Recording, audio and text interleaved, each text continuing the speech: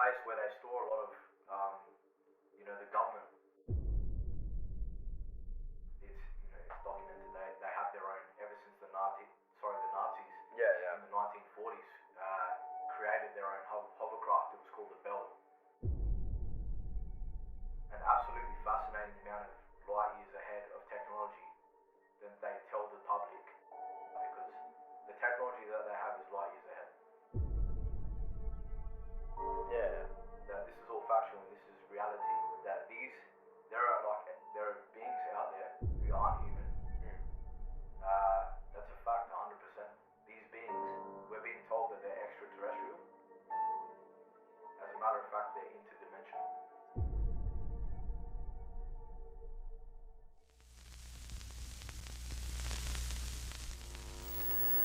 All right, man, it's been a while. Been in a bit of a hiatus, but it's good to be back. For everyone that doesn't know, Isaac from Night Talk Podcast. I'm actually running this podcast myself now, so definitely a lot of things coming up. Definitely a lot of things that I'm changing up. We're going to be really focusing on quality, and yeah, I really have to bring this guest back on. And honestly, I really enjoyed the first episode we did.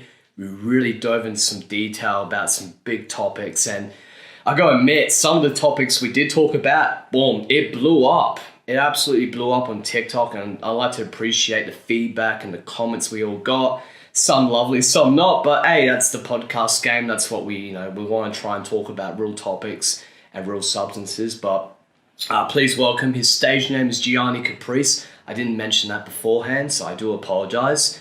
And yeah, it's really good to have him back on, and he has a lot of wisdom, a lot of good things to talk about, and I just want to dive into it. We never really discussed it before, but the music, man. You make some really genuine quality music, and I'd just like to tap into that a bit. And what is it about with your music? What are you trying to interpret? Thank you very much, man. I'm very humbled to hear that, and thanks for having me on again. It was a pleasure to come on the first time, but regarding the music, I guess I've always just had a knack for music from a young age. I knew that there was something, I felt differently towards music. I felt it a lot deeper, I guess, than other people, and this led me to, I guess, production. Just messing around when we were younger, through the DAWs, and one thing leads to another, and you start learning the little bits and pieces of producing, and I guess everyone's different. Some people might pick it up and put it down, and they'll let life distract them, but for me, I wanted to learn more and more. One thing led to another, and then I was just making, at the time I was listening to hip hop from a very early age, a lot of EDM, so a lot of house music, a lot of trance. I think dubstep was pretty big at the time as well. I'm not sure if you remember. Yeah, man. Yeah, I was in that era. Right. Yeah, dubstep was very big. Yeah, very big, man. Very much indeed. I remember Skrillex was pretty big back in the day as well. He's still going around too, so dubstep was very big back in its time. But did you take a lot of inspiration from dubstep and other genres of music to kind of interpret your own vision? Well, I actually did, because at the time, dubstep was very infused with house, and this became bass house. We didn't really, hear much bass house before. A lot of these big artists started experimenting with it, and it's something that drew my ear. Someone who's a sucker for bass lines. I love bass lines. I'd say the bass is probably my secret weapon. Yeah, man, you can't go wrong with bass, man. Yeah, having a real bass line behind the instrumental is what's, I think, key for my ear, for my sound. And everyone's got their own. Some artists and producers have more of a knack for, they focus more on their drums. Yeah. Another artist might focus more on their synths. I definitely feel as if I put a lot of focus on my synths. Yeah, man, yeah. So yeah, I mean, over time, it's just, I took a lot of, because back, you know, a long time ago, when we had I think it was Planet Cream, we had the Stereosonic, we had all the big artists like, you know, Skrillex, and they were coming to Adelaide, they were coming to anywhere across Australia, and you know, that they were infusing that bass house together. So I did take a lot of inspiration from that, from the dubstep. I never really made much dubstep, it was more so experimenting with house music. And yeah, I experimented with a lot of house to begin with. I didn't even start making hip hop probably until a couple years into producing. And you know, I really found my feet in producing hip hop. I felt, you know, for some reason the electronic dance music scene was very oversaturated. Very much, yeah. Yeah, even at such an early stage on. So I, you know, from having these different genres, I've been listening to, you know, from an early age. You know, there was a lot of variety there. So yeah, that's what inspired me to produce hip hop. Listening to you know, producers like Dr. Dre, Battle Cat. Yeah, man. A lot of West Coast stuff. You know, when I was love younger. West Coast. I literally been brought up in hip hop. Like most of my life, I've been brought and raised up in hip hop. It's really a good influence, man. Like it's honestly such a good outlet because it just puts you into that zone. Hip hop is just so old school and so original, and I have so much love for the old school. Yeah. So talk a bit more about the old school stuff that, you know, obviously you've sampled some tracks and kind of just made it into your own. You know, what inspiration have you taken from like the old school? Well, yeah, you touched on a great subject there. You know? Yeah, man. So I'm going to gather that you listen to a lot of 90s stuff. Yeah. Oh, Right. like I'm talking late 80s and 90s, 100%. Okay. 100%, yeah. Yeah. So even I know that you said you were a big Tupac fan. Yeah, Tupac. Do like a bit of Biggie, obviously. Nas is great. Yeah, no, they're all top tiers, man. Yeah. So a lot of the artists from back then, they all used a lot of sample work, and you had these producers who kind of came out of the scene who were experimenting and creating a lot of sample work, like, you know, Jay Dilla, DJ Premier with Gangstar. Yeah. And we're talking about timeless hip hop, absolutely timeless. Pete Rock, I think even Ninth Wonder came a little bit, you know, onwards. I listened to a lot of Ninth Wonder as well, and we're talking like a sound that was created purely out of, you know, soul music, and incorporated into hip hop. And if you're a lover of soul music, you know, if you can sit there and listen to sample tracks from like the 70s and 80s, and you can listen to just that track, you can appreciate a good hip hop beat that's been sampled well. You know? 100%. You could just tell as well, like with a lot of the hip hop tracks, and if you look at Kanye West as well, he's taken a lot of sample tracks, and he's such a talented producer, man. Obviously up there with Dr. Dre, but he's taken a lot of samples and he's just elevated with his own distinct sound. And I definitely with Kanye West, I think I'll just touch on it a bit because I'm a big fan of him. I love his work. But obviously he's very religious in a sense. You know, he follows the love of Christ. And with his music, you can feel it. You can feel the soul within his samples, and that's what I like about these old school, you know, R&B, man. It's just you can feel the soul is there. But when we're talking about, you know, our day and age, EDM, household music, it's very bass heavy, voice crack, very bass heavy, and but very bass heavy and just very sampled, oversaturated in a sense. You don't really feel the rhythm is there. Would you agree to that statement? Yes or no? So with that statement there, I would 100% agree, because it's a total different sound in comparison to when we look back through the 90s and early 2000s. And I must say, you know, a lot of, I'll give you your credit, because not a lot of people give Kanye his props for being a producer. Nah, man. He's one of the most talented producers. Oh, he's hella talented, 100%. You know, and he doesn't get enough credit for his music production. You know, people see him on stage, they see him but they don't see him for his production, and you know he's such a gifted producer.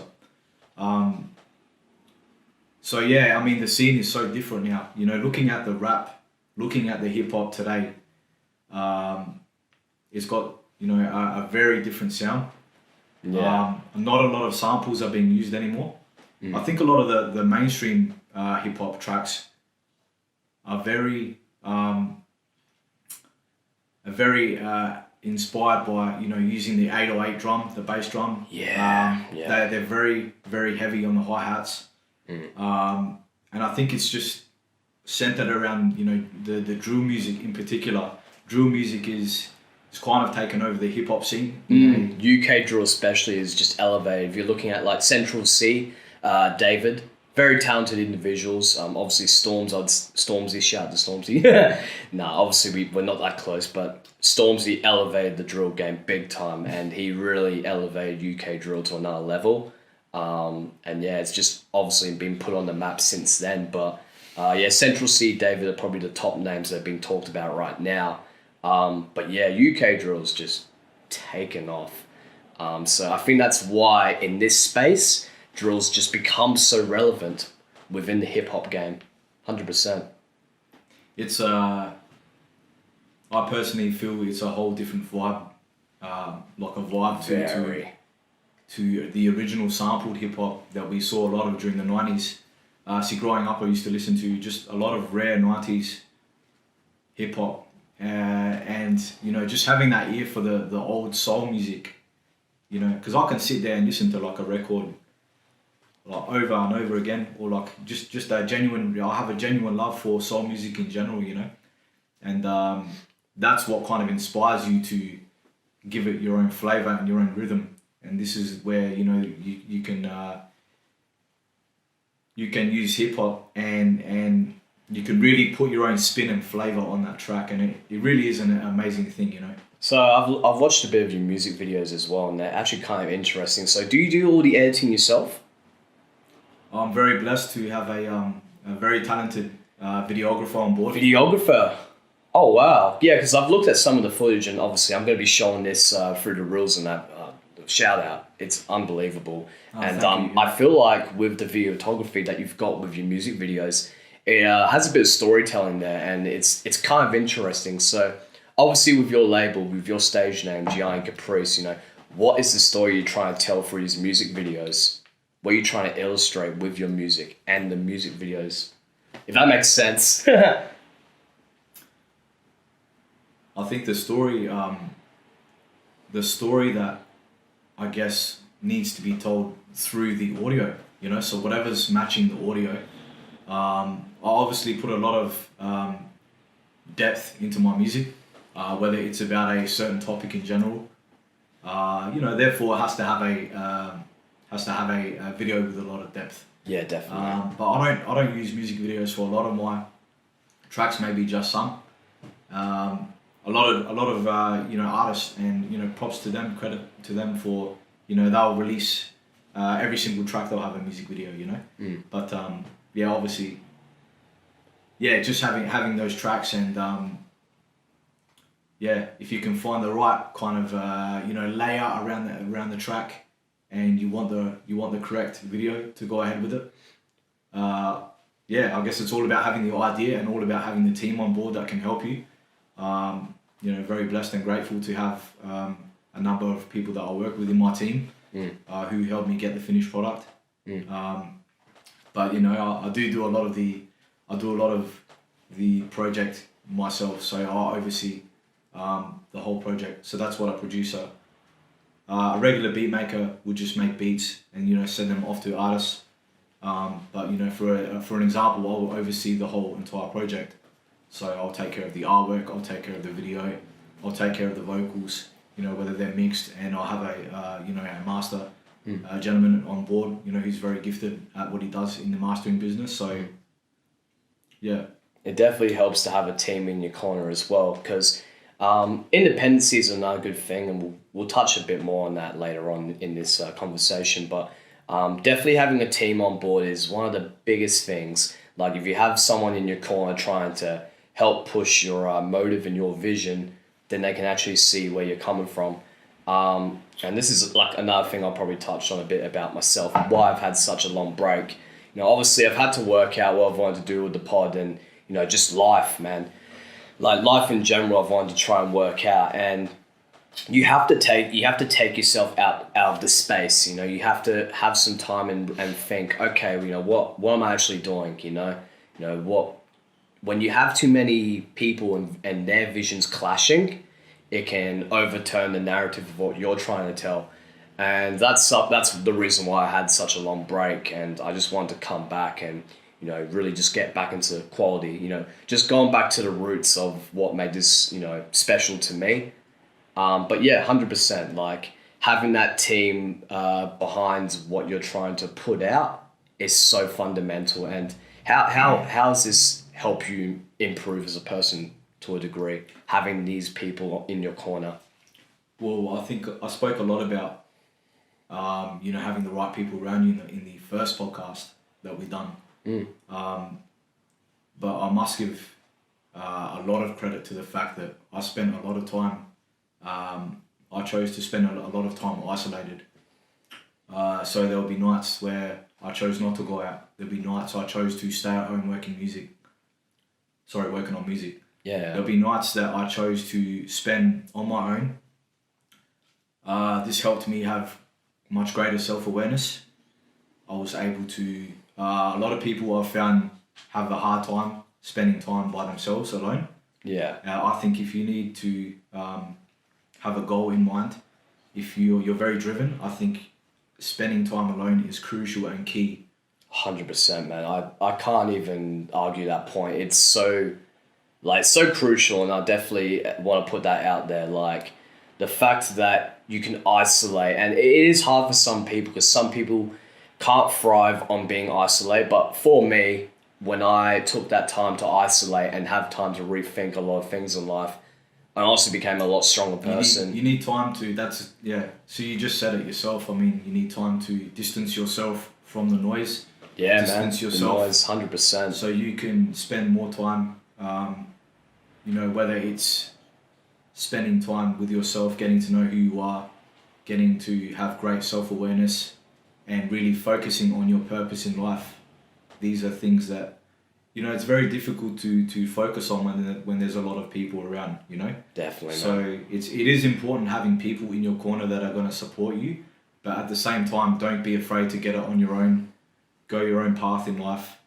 And if you really got a dream, you can get at that dream on your own. And the people who are going to be there to support you are going to be there regardless.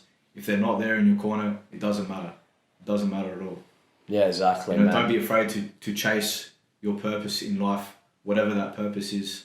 Yeah, no, 100%. I can't even argue that enough. And obviously, I'll probably move into the topic of independency. And that is, you know, obviously we're talking about isolation, but being independent is like another thing on top of that, you know.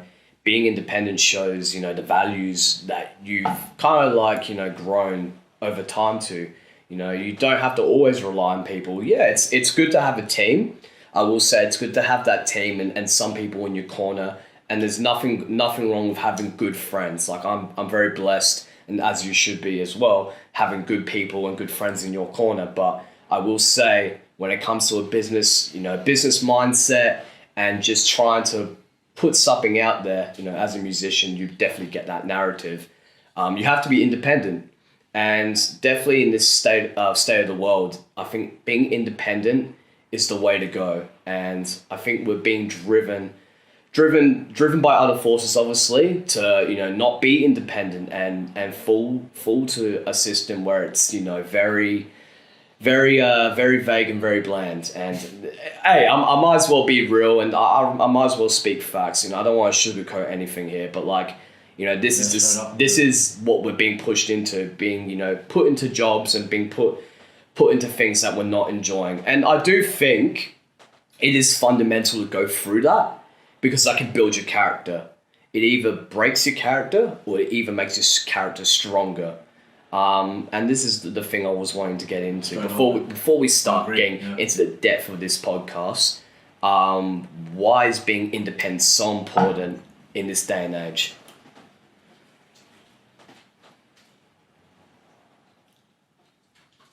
believe that being independent is so important in this day and age.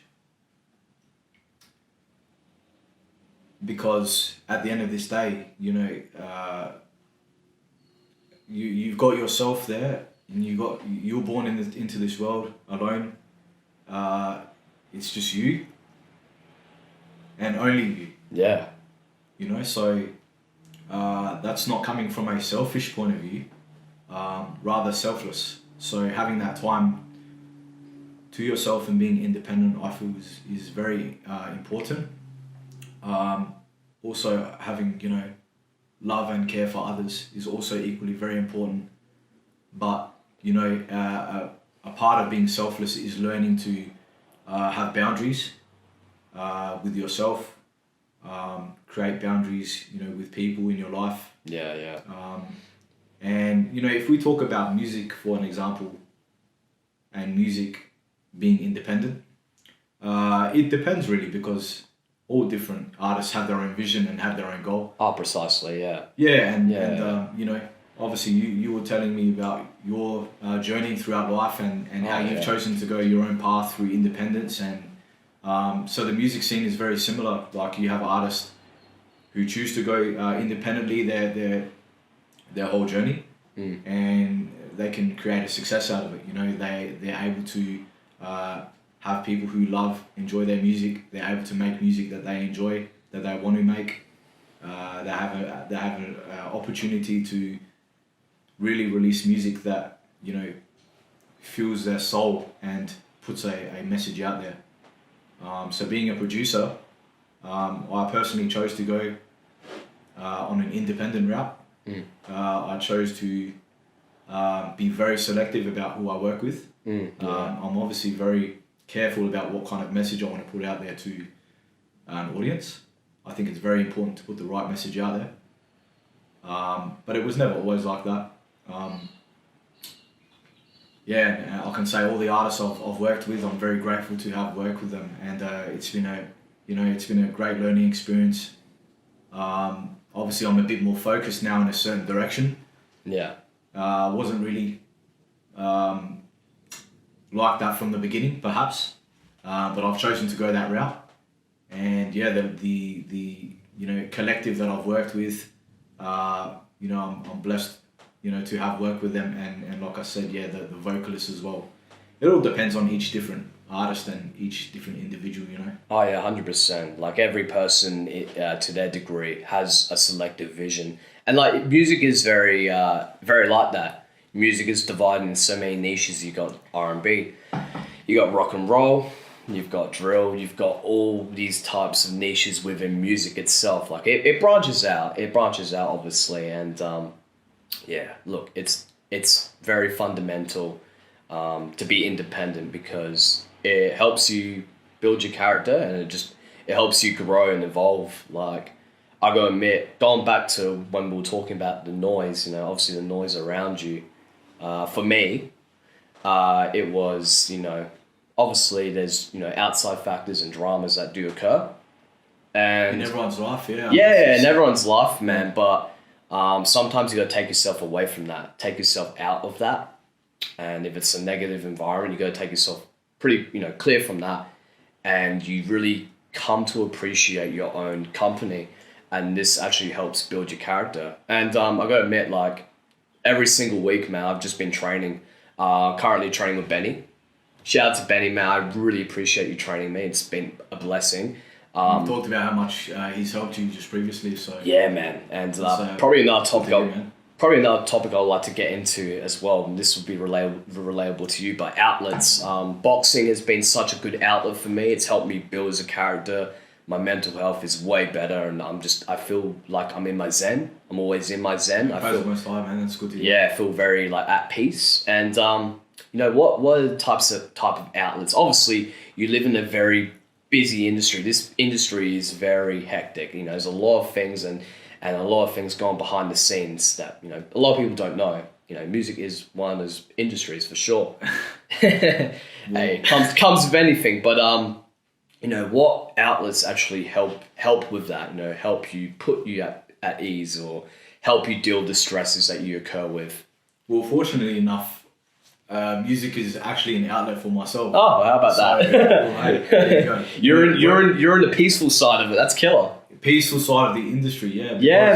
Because it's because I work independently and I deal with the people directly. It's very, very laid back, and I can tackle that with ease and with no pressure. So it's very very laid back, the music wise.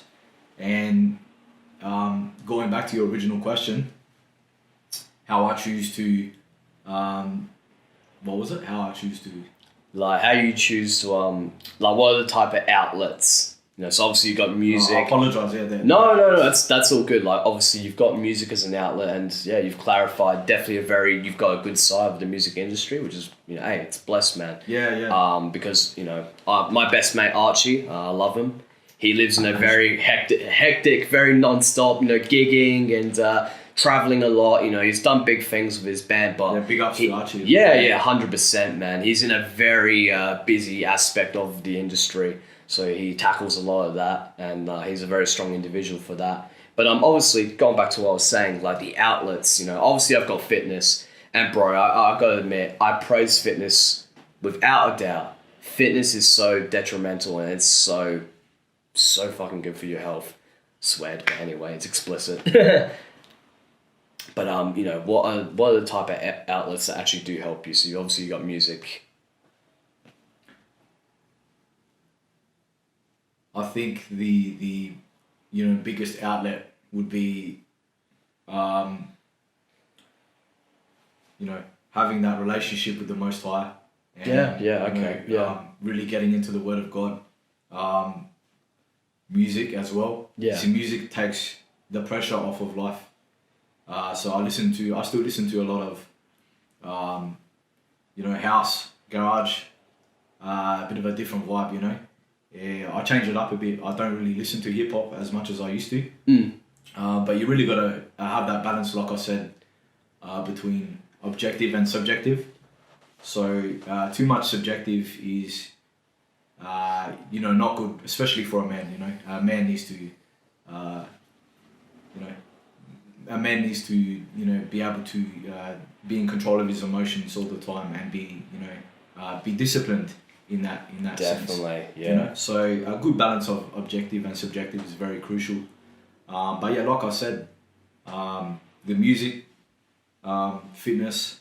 I do a lot of fitness and taking care of my health. That's beautiful. And the much knowledge you acquire, and unfortunately the many things that you learn about will help you kind of come into the understanding of what's good to eat, what's not good to eat, what's kind of been weaponized to us, and unfortunately there has been a lot of things that that you see out in the shops that are actually not good for your health, and that are actually causing you to feel a certain way. Okay. It's because of the chemicals and stuff that they put in the food. So yeah, I'm very typical about my health, and I do take a lot of care and self-care with what I drink, what I eat. And yeah, so back when I was younger, I was very overweight, and over these years, praise the Most High, I was able to lose a lot of weight. And yeah, I just learned things like discipline. Discipline is crucial and key and very important. And so, yeah. So going back to what we were talking about, food being weaponized, that's actually kind of interesting. Would you say a lot of these big corporations are behind that? And when you're talking about weaponized, how's that actually damaging our bodies? I'm pretty curious. Yeah, so the things that they've weaponized, the food, they've weaponized the water, and it doesn't take very much, just a simple, even if you want to use Google, you can do a simple Google search and type in some of the chemicals that you actually see on the back of your ingredients. You go down to the shops and you pick up, a case of food, you turn on the back and see, unfortunately, society has been, manipulated into thinking that they don't have to read the ingredients. And so what this does is this allows big corporations to add in whatever they want, without anyone questioning and asking. And they've even brought out a 5-star health rating on So no, I'm not throwing up the 666. No. No, I know what you mean. Yeah, they do like a 5-star health rating, right, on the box, and it gives you like 1, 2, 3, 4, 5. So they can tell you. I've seen things with like vegetable oil in there that will give you like a 4 or 5 star. No joke. You know, if you actually look into things like vegetable oils and a lot of seed oils, see like that these things were actually made for cars. Things like vegetable oil and canola oil. And so these things are basically in everything that we eat. And this is what we're digesting as well. And people are very unaware of this too. And like margarine's actually, margarine is something that's really bad. So it's in a lot of our butters, our dairy products. And people are just oblivious to it. It's what they put in the margarine, which is the issue. So you go to the shops and you get a spread of olive oil margarine, right? It's only probably got 5% of olive oil in there. It's got it's loaded with vegetable oil. Oh wow! And preservatives and all these things in there. So you're actually meant to be eating butter, but how much butter is actually in there? But they've got things like ghee. Ghee is something that's it's like organic, pure cow milk, which is what butter is. It's the fat from the cow milk. Yeah, correct. So things like this are like pure butter, and I know a lot of Indians and Asians cooked with ghee. Yeah. It's something I'll replace butter and margarine with, but so heart attacks. We really didn't even hear about heart attacks until they started introducing something called Crisco oils. Crisco oils. So Crisco oils were a company who created all these oils, seed oils, canola oil, vegetable oil. They created all of these oils, and we all of a sudden started hearing about people having strokes, people having heart attacks. Correct me if I'm wrong, I believe it was somewhere in the 1930s, somewhere in the 1940s. And that's just a good idea of, them weaponizing our food to this day. Still to this day, there's this food out in the open for everyone to buy.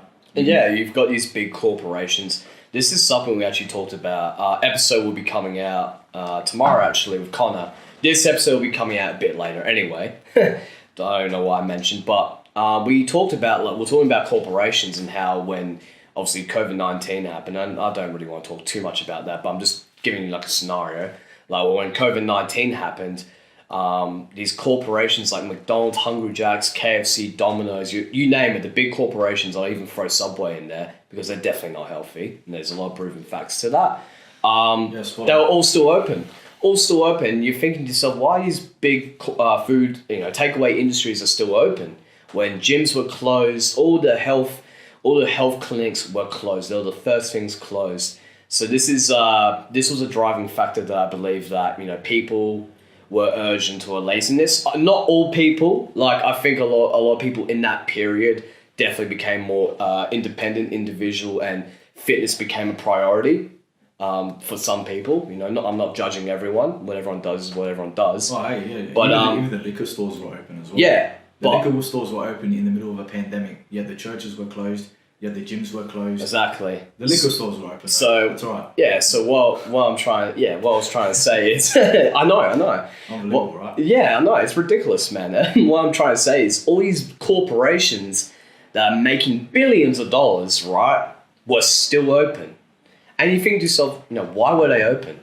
In a pandemic, wouldn't you want to try and keep healthy? Eat oranges, eat mandarins, be on top of your fitness, having the right vitamins. It'd make you wake up and think, okay, I need to look at my health and look at the internals and see what I need to attack to make sure, I'm on top of, on top of it and being healthy and avoiding getting sick. And I'm not talking about, obviously, COVID. I'm talking about, other viruses like influenza, the flu. There's a lot of viruses out there that can attack us. But yeah, I'm just curious, why do you think these big corporations were open around that period, and how did they profit out of it?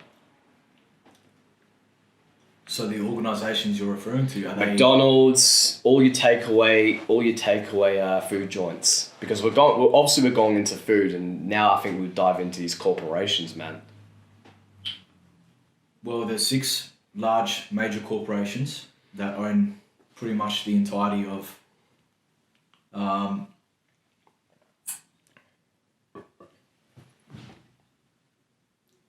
think it was regarding the food.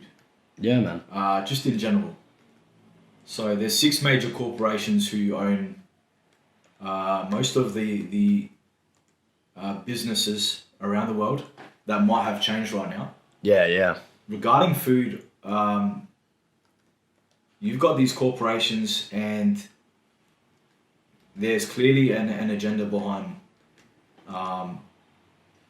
You see all these corporations that are still open. There's clearly an agenda as to why they're there. Yeah. They're giving us fast food. Fast food is making us sick. I personally can testify that I used to eat a lot of fast food, growing up. It's right there, man. It's in your face. It's on right there. It's advertised.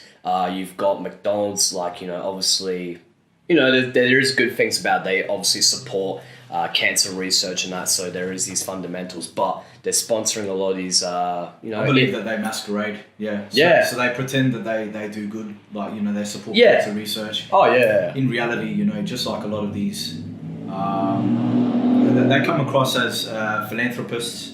They're doing well for the community. They're doing well by they're supporting charities. In reality, they're making people sick. They're making people overweight. They're putting atrazine, chemicals like this in their food, and they're really weaponizing their food against like men and women. And you don't really think about this until you actually start researching it, and everything starts to go off like a light bulb in your head. This is why I always used to get sick. This is why I always used to feel this way after I eat McDonald's, after I eat Hungry Jack's. You start to realize, once you start cleansing yourself from the inside out, you realize that the agenda was to make you overweight, to make you sick, to make you have anxiety. Man. No joke. It comes with the food that you eat, and if you really cleanse yourself from the inside out, it just changes your life.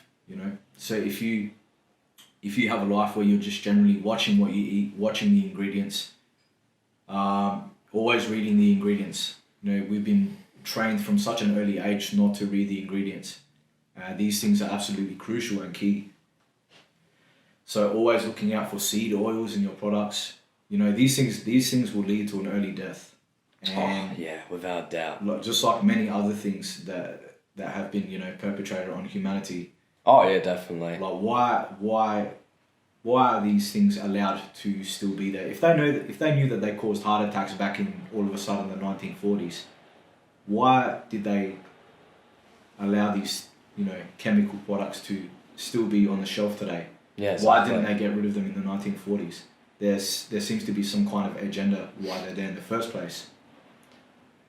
Yeah, man. Nah, without doubt. You're not wrong there, and these big corporations and the higher ups, they get away with this stuff, man. They're really puppeteering, what we can do and what we can't do. It's really, in a sense, it's very linear. We don't know what's happening around us, and I think when you start to open yourself up more to the ideas of what can be happening, it definitely helps you grow. And going back to being independent, definitely helps you grow as a person and really think of these, outside forces and what you can do in preparation. What you can do to better your financial sense, how you can avoid an economic collapse. And I feel like that's been talked about a fair bit. I know some higher up individuals. I won't really mention names, but from sources. They've definitely been hounding it down, and these corporations, BBC, will publicize these people as bad and brainwashing young men. But really, it's definitely giving young men and giving women of all kinds, obviously, a voice, and really just trying to be independent. Trying to look out for what could come, because you never know. This life it's very unpredictable, so you don't know what can be around the corner. But I think the question I'm trying to lean into is, where do you see this economy going? Is there going to be an economic collapse? Will there be kind of like the Wall Street collapse? How the markets plummeted, and you saw how bad that was for the economy. And America's to this day is still trying to recover from that. But go. I just want to hear what you have to say, and where could this go?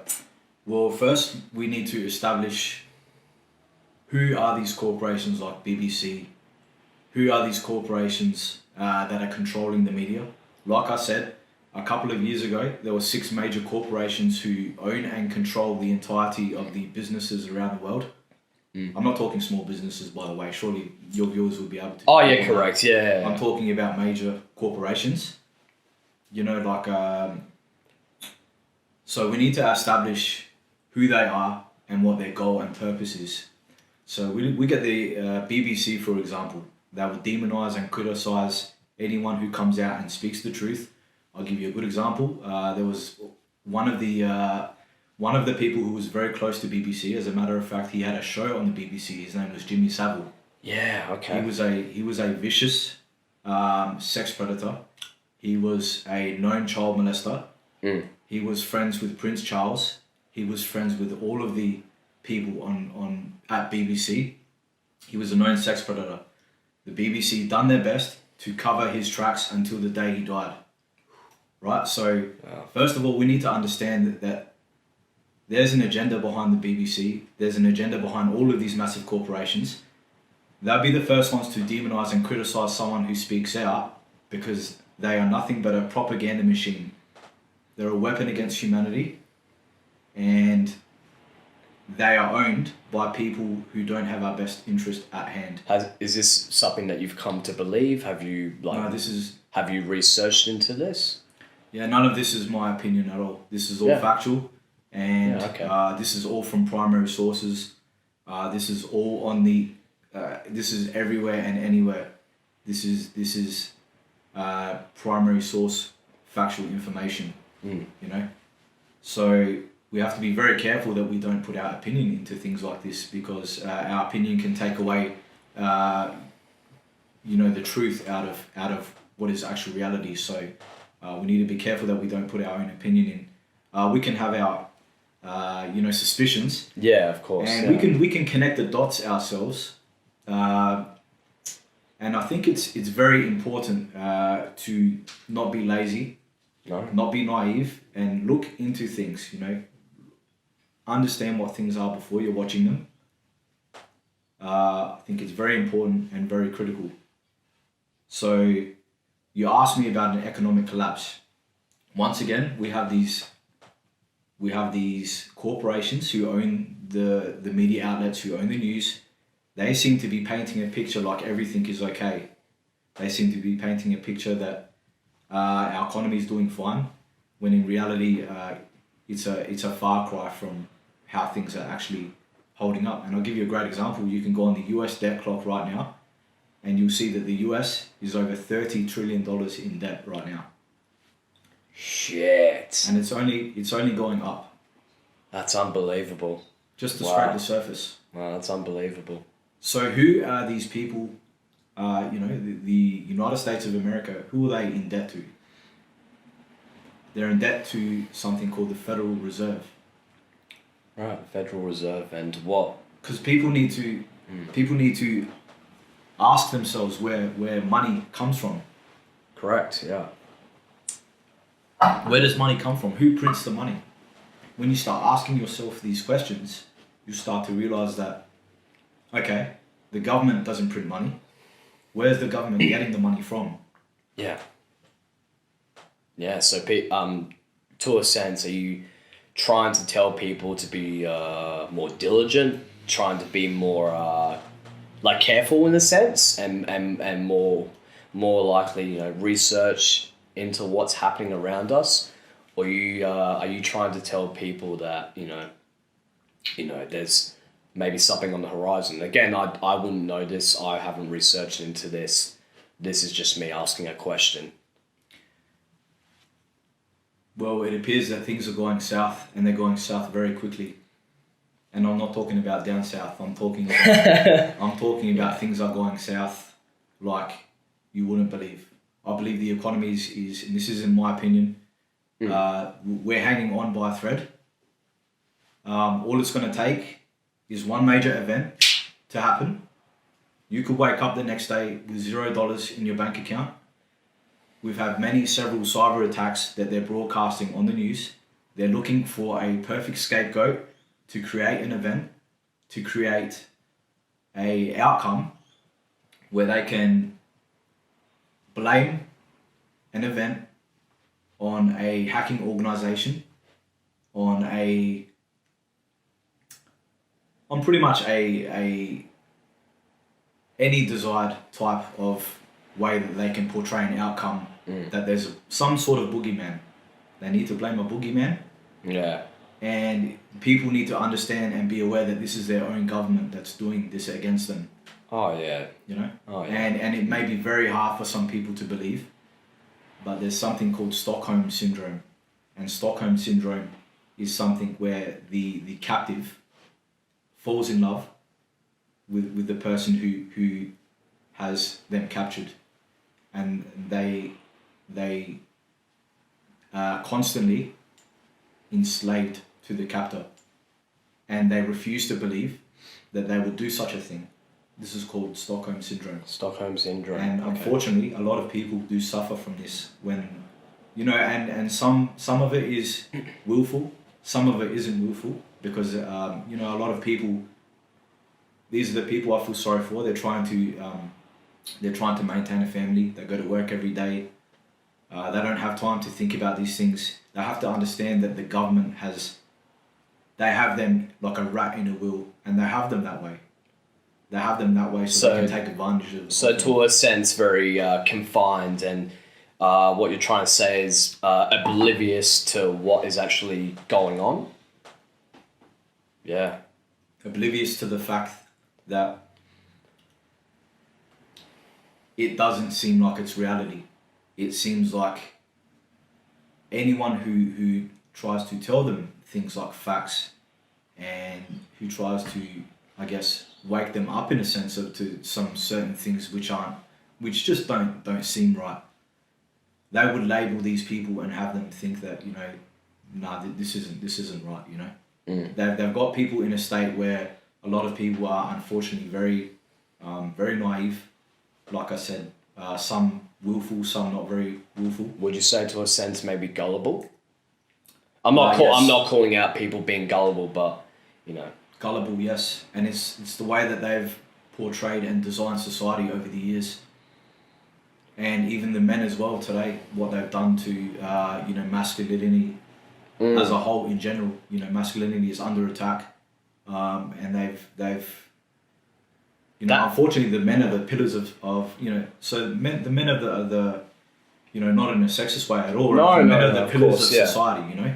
So men have been under attack because it's like, if you can demasculinize all these men, if you have all these men in a state of they're not going to stand up and tolerate what's going on, they're going to just sit back and completely, you know, so there's a whole agenda to like feminize men as well. And there's a reason for this. If you have a large number of the male population who's just passive and doesn't care about the things that they do care about, not walking in their true purpose, and not, I guess, standing up for what's right. Yeah, they're going to take advantage of that fact, and they're going to, unfortunately, walk all over. Yeah, so and implement their agendas. Yeah, well, so I definitely want to talk more about masculinity, because that is definitely an issue that's been concurring quite some time, and it's definitely damaging, you know, betrayal of like men. And yeah, again, I'm not going to be sexist in any shape or form, but you know, masculinity is being attacked. It's definitely being attacked, and I think our privileges as being men, it's definitely, or in a sense, getting, you know, undervalued. And especially with men's mental health, I'm very big on mental health, and like, as every man goes through their journey of life. You know, we all experience these ups and downs, but with men, we definitely have to. We have the I'm trying to think of the word. There's this persona in a sense where we have to keep it under the covers, like nothing's going on. And that's not how it should be in any shape or form. I think men really need to speak out their issues. I think we need to put it out there so it makes other people around us stronger and united. And having a united front where all men can collectively talk about their issues would be such a good founding, image, and it'd really restructure masculinity.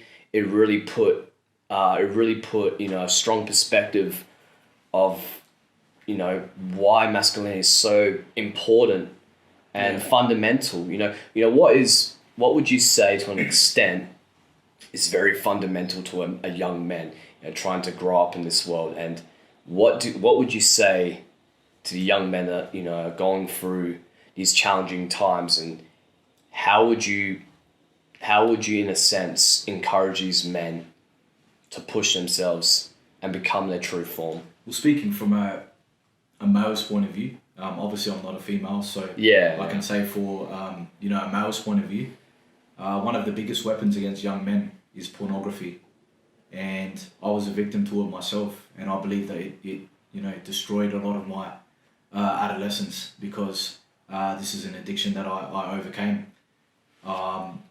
As most, I actually think nowadays it's a common problem with most men, having some sort of pornography addiction. I remember the first time, even being exposed to something like that was from a very young age. And, my parents did such a good job at raising me and that, but it will creep through somehow, some way, because it's the internet. These days, the internet is a place where you can literally search anything online. And, when you're exposed to something like that at such a young age, the dopamine receptors that are going off in your brain are absolutely, it's like a drug being given to your brain, So from a young age, for a young man's perspective, pornography is something that they need to understand is a weapon, and something that has been a weapon there to just rob that man of his innocence, of his purity, of his of what it means to be a man. Pornography is such a weapon on young men and men in general, because there's even men that still watch pornography who are married. And once again, if we look at where pornography came from, we'll see why it was such a big industry. Yeah, well, again, And sorry, if you don't mind, I'm just going to add on. There's something called Your Brain on Porn. And Your Brain on Porn is, something that is mind-blowing. If you read the statistics and you read what it does to your brain, it destroys your brain. But there's many other things that, young men can also do too. Yeah, wow. No, and again, I think pornography has been weaponized and has been normalized now, because we're living in this day and age where there's other outlets where you can make money. And, again, I'm not going to attack any individuals, but OnlyFans has become very world renowned. And a lot of TikTokers have reverted to OnlyFans. People in this day and age have reverted to OnlyFans because it's a good outlet, it's a good income if it blows up. And yeah, pretty much what you were saying, I think pornography has been weaponized and has attacked, not just men, but, everyone in general. Yeah. And yeah, again, that's really interesting, because, it's something that us men definitely need to take note of. And, for an individual that's definitely, recovered from this, but, has something that most men come past to this. How does it change you as a person, and how would you advise people to make that change? Well, I believe it helped substantially. So just going through life and understanding that these things are not healthy for your well-being, for your brain. and learning to overcome these little obstacles and hurdles that you go through, I think is very crucial. So I think all young men who are single should be practicing semen retention. Okay, and what does that actually mean? So semen retention is preserving yourself, you know, abstaining from masturbation, abstaining from pornography. I've found that is the absolute key to being a man, because when you understand that, you know, how precious sex, you know, your seed is, when you understand the meaning of life, and you understand, you know, things like this, things like practicing semen retention help you gain purpose and life as a man. So self-preservation, in a sense, is that what you're trying to state? Yeah, absolutely. Okay. You know, and this is something that helps tenfold. You know, I like to say it's one of the keys I've found to life. You know, yeah, it's amazing what benefits you gain. You gain an obscene amount of confidence. You gain a substantial amount of self-awareness, depth, perception, an ability to be your true self around no matter who you're around, and just to be really in touch with yourself, you know, things that you can experience, like that we all have as human beings, like being selfless, you know, having love, empathy and compassion towards others, but at the same time, really kind of just doing that in a way where you can still be who you are in general. It's one of those things, it needs to be felt rather than explained, you know. And like I said, you know, for most young men out there, it's something that they should be practicing. Yeah, it's very interesting because, you know, like what we've been stating so far, you know, we've got these food industries that are taking, you know, advantage of us, and you've got these big corporations that are controlling our financial state, and obviously you've got masculinity really being attacked because of what pornography is doing to really young men and, you know, people around us. So I definitely want to explore more of, like, you know, what, you know, I'm trying to, you know, picture the question where we want to move the narrative. But this is very very interesting for sure, and it's good that we get this out. So obviously we've got these outside factors, and hey, like they do cover up a lot of things, and I'm very curious what your take is on this. And I do believe, you know, there's other forces, there's other life forms out there. I think you can see where I'm going with this, but there's other life forms out there, and, you know, people are very oblivious. So, oh, you know, we're the only planet. You know, all these other planets wouldn't have any life. You know, there's definitely not a million, God knows how many infinity, you know, galaxies out there. You know, so it really makes you think, like, you know, there's so much out there that we don't know of, and I do feel like, you know, since the beginning of time and how long Earth has been around, for sure, I'm sure there's been, I'm not trying to be a conspiracist, but this is just me trying to think, like, I'm sure there's been other life forms that have visited Earth in a sense. And obviously these massive corporations, the government, the higher ups, pretty much what you were saying before, I think they are covering up, you know, certain things. And obviously the big topic everyone loves talking about is Area 51, whether that's real or not. I just like to hear your take on that. You know, is there things that are being covered up to the naked eye? And, you know, what evidence or what do you think is really going on under the surface? Well, let me just say that the term conspiracy theorist was introduced by the government after the assassination of JFK for anybody who questioned the official narrative. So a person who was a conspiracy theorist didn't even exist before that. Really? So that's where the government coined the term conspiracy theorist. Anyone who decided to question that narrative was called a conspiracy theorist. And since that event, that's really transpired so many, like, major events that have happened across our lifetime. So we've had things like, the 9/11 disaster. That's a very big one, yeah. Yeah, anyone who decided to question that was called a conspiracy theorist. Anyone who decides to question, the agenda with food being weaponized against us is called a conspiracy theorist. Correct. Yeah. And they can just go ahead and put whatever they want in the food. They can go ahead and do whatever they choose to do to enforce certain agendas and to inundate certain narratives onto the masses of people. So going back to what you were saying, with the Area 51. Oh yeah, of course, yeah. So Area 51, you wanted to know. Well, to a sense, I'm not really regarding Area 51, but obviously, we've got these higher forces, and like what you were saying before, higher up from the president and the governments.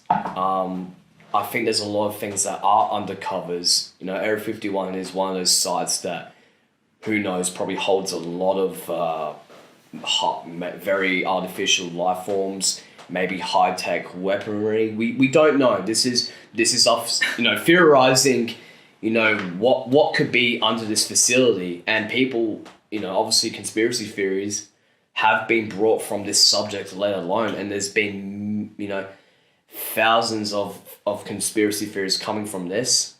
There's been a lot of leaks. There's been a lot of news about it. And there is people that have worked in that facility and tried to expose and never been heard from again.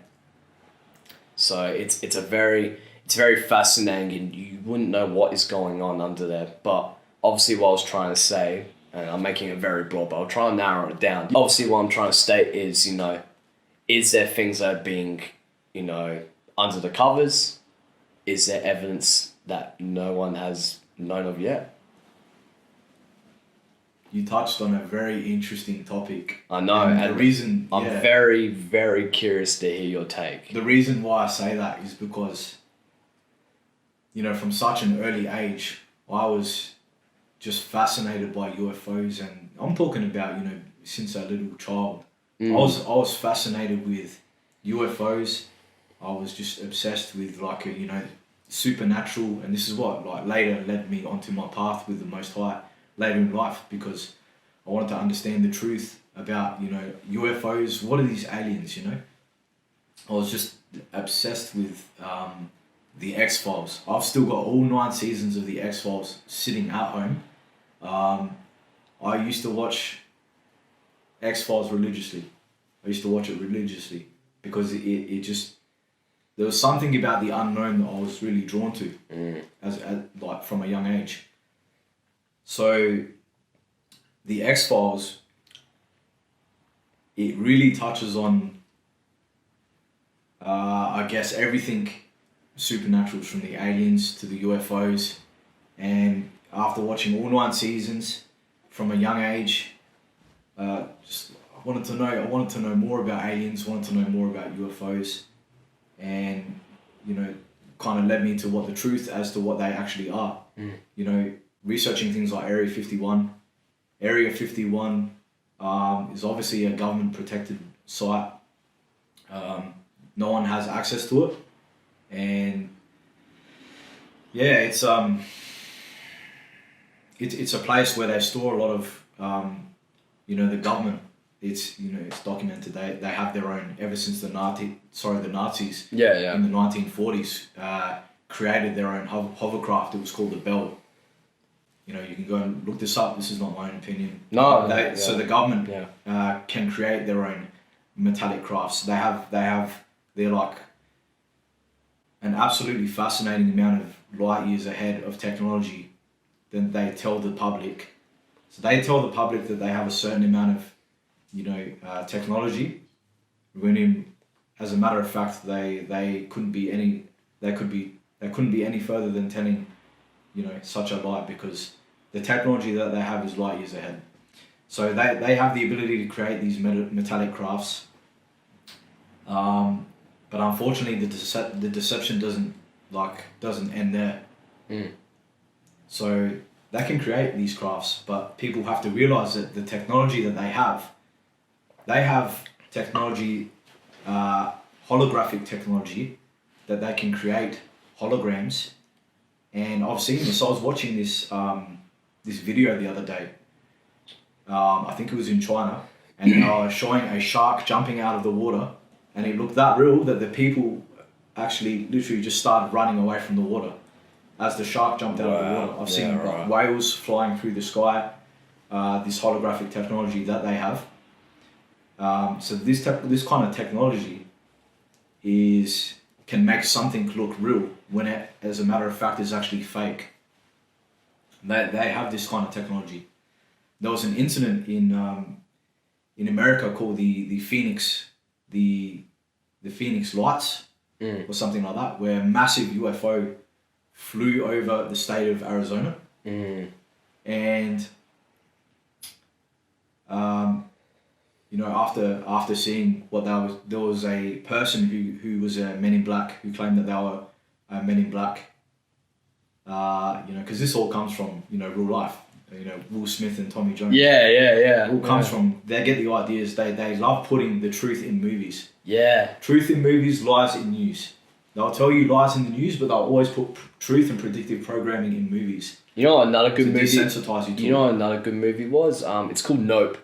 That was actually a really interesting movie. Jordan Peele, he's obviously done like Us, Candyman, Get Out. Okay. He's done, it's very horror genre. But with this film, it was very like this UFO, and there's a certain scene I'll discuss. It's terrifying, and this is why it's like, you know, the human mind can depict what an alien can look like. Yeah. And in this scene, this UFO, it's not actually aliens controlling this UFO. It's actually a living organism. So the UFO is characterized as like a living organism, and these people get sucked in by the UFO. And it's like they're pretty much getting eaten. Not eaten, but they will eventually digested and everything. But yeah, this UFO, it just sucks them all in, and they're all it's like claustrophobia. They're all squashed in this confined little space going up the mound of this organism. And it's interesting. It's terrifying, man. Like you're thinking about, you know, how John Peele even come up with the idea of this UFO being like a living organism. So let me ask you something. So UFOs and aliens have been around, I guess ever since like the 1940s, 1950s, they introduced this idea of, you know, aliens and UFOs. Now, do you think there could be some type of agenda to get us desensitized to the fact that they actually do exist? Definitely. Oh, definitely, man. I think it's being very desensitized, 100%, because, you know, if people were to know the truth of, you know, there's other life forms, I think the whole world will just go crazy, because it's such a big concept to deal with. Knowing the fact that we aren't actually alone. We're very comfortable in the sense of, you know, what we're used to seeing. Like if I saw a dinosaur running out of nowhere, I'd be like, oh my God, is that even real? Like I thought they were extinct. So where I'm trying to come from is like, if everyone were to know there's life out there, which 100% there is, you can't not believe there's something else out there. There's millions of galaxies out there. Something more to life, yeah. Yeah, there's millions of galaxies out there. There has to be different realities. They tell us that, but you've never actually seen that with your own eye. And like what you were saying about... Which is a bit of a concern. Like what you were saying about the movies, I'll go back to when you were saying about the movies, and obviously I was talking about Nope. The argument I was coming from is, you know, obviously Men in Black was an idea of a UFO flying across. You've got Stranger Things. Stranger Things is depicting two realities. So obviously you got normal reality and the upside down. So obviously depicts, maybe characterizes a bit of the underworld to a sense, but another reality. So, like, do you think there's infinite realities? Like, do you believe you know how you got like these superhero films like the multiverse? And I'm not going to make this into a big topic, but, you know, do you think there's other realities? You know, do you think there's a Isaac 2.0 or? Yeah. Well, hey, there can only be one Isaac, right? Exactly. Well, one, you know. I'm getting into such a big topic, but like I'm not asking you to have the answers, but I'm just trying to seeing what you think about that. That's okay. I don't mind the deep dive. So yeah. So in a sense, like other dimensions, yes. just going back to what I was saying before about the Phoenix lights. That was, I'd like to hear about that. That was a hologram. That was a hologram that flew over, and they tested this technology. I can't remember exactly when it was, maybe over 20 years ago. So if they have the technology to create a hologram like that and fool like an entire state into thinking that's actually an object that exists, imagine what kind of technology that they have, and they could potentially inundate amongst the population. So going back to what you asked about the dimensions, or different realities, there's one dimension that we live in now, and there are higher dimensions out there, and what we have to understand about. So going back to the X-Files, of course, what we have to understand is from my personal perspective and my research, and once again, this isn't my opinion. This is what I've come to research and understand. Yeah. That this is all factual and this is reality. That there are beings out there who aren't human. That's a fact, 100%. These beings, we're being told that they're extraterrestrial. As a matter of fact, they're interdimensional. Yeah. They can travel through different dimensions into our reality, and they can do this because they have the ability to do things that we can't do. They're not human, these beings, right? So we look at these things we call aliens. We're being told that they're extraterrestrials from outer space. Really, in reality, they could be from a different dimension. And these things are evil in nature. You know? I personally, one of the things that blew my mind, and this is before I came into the truth of our Creator and the Bible and His Son, and Satanism and the Illuminati. Before I researched any of this, one of the things that blew me away was these alien abductions, right?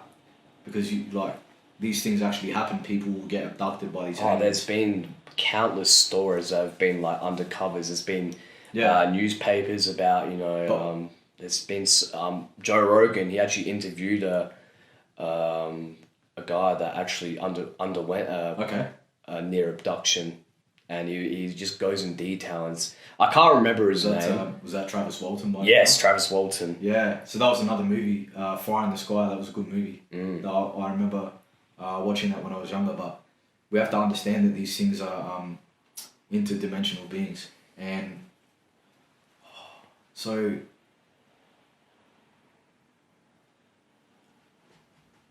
Can we what were we talking about again?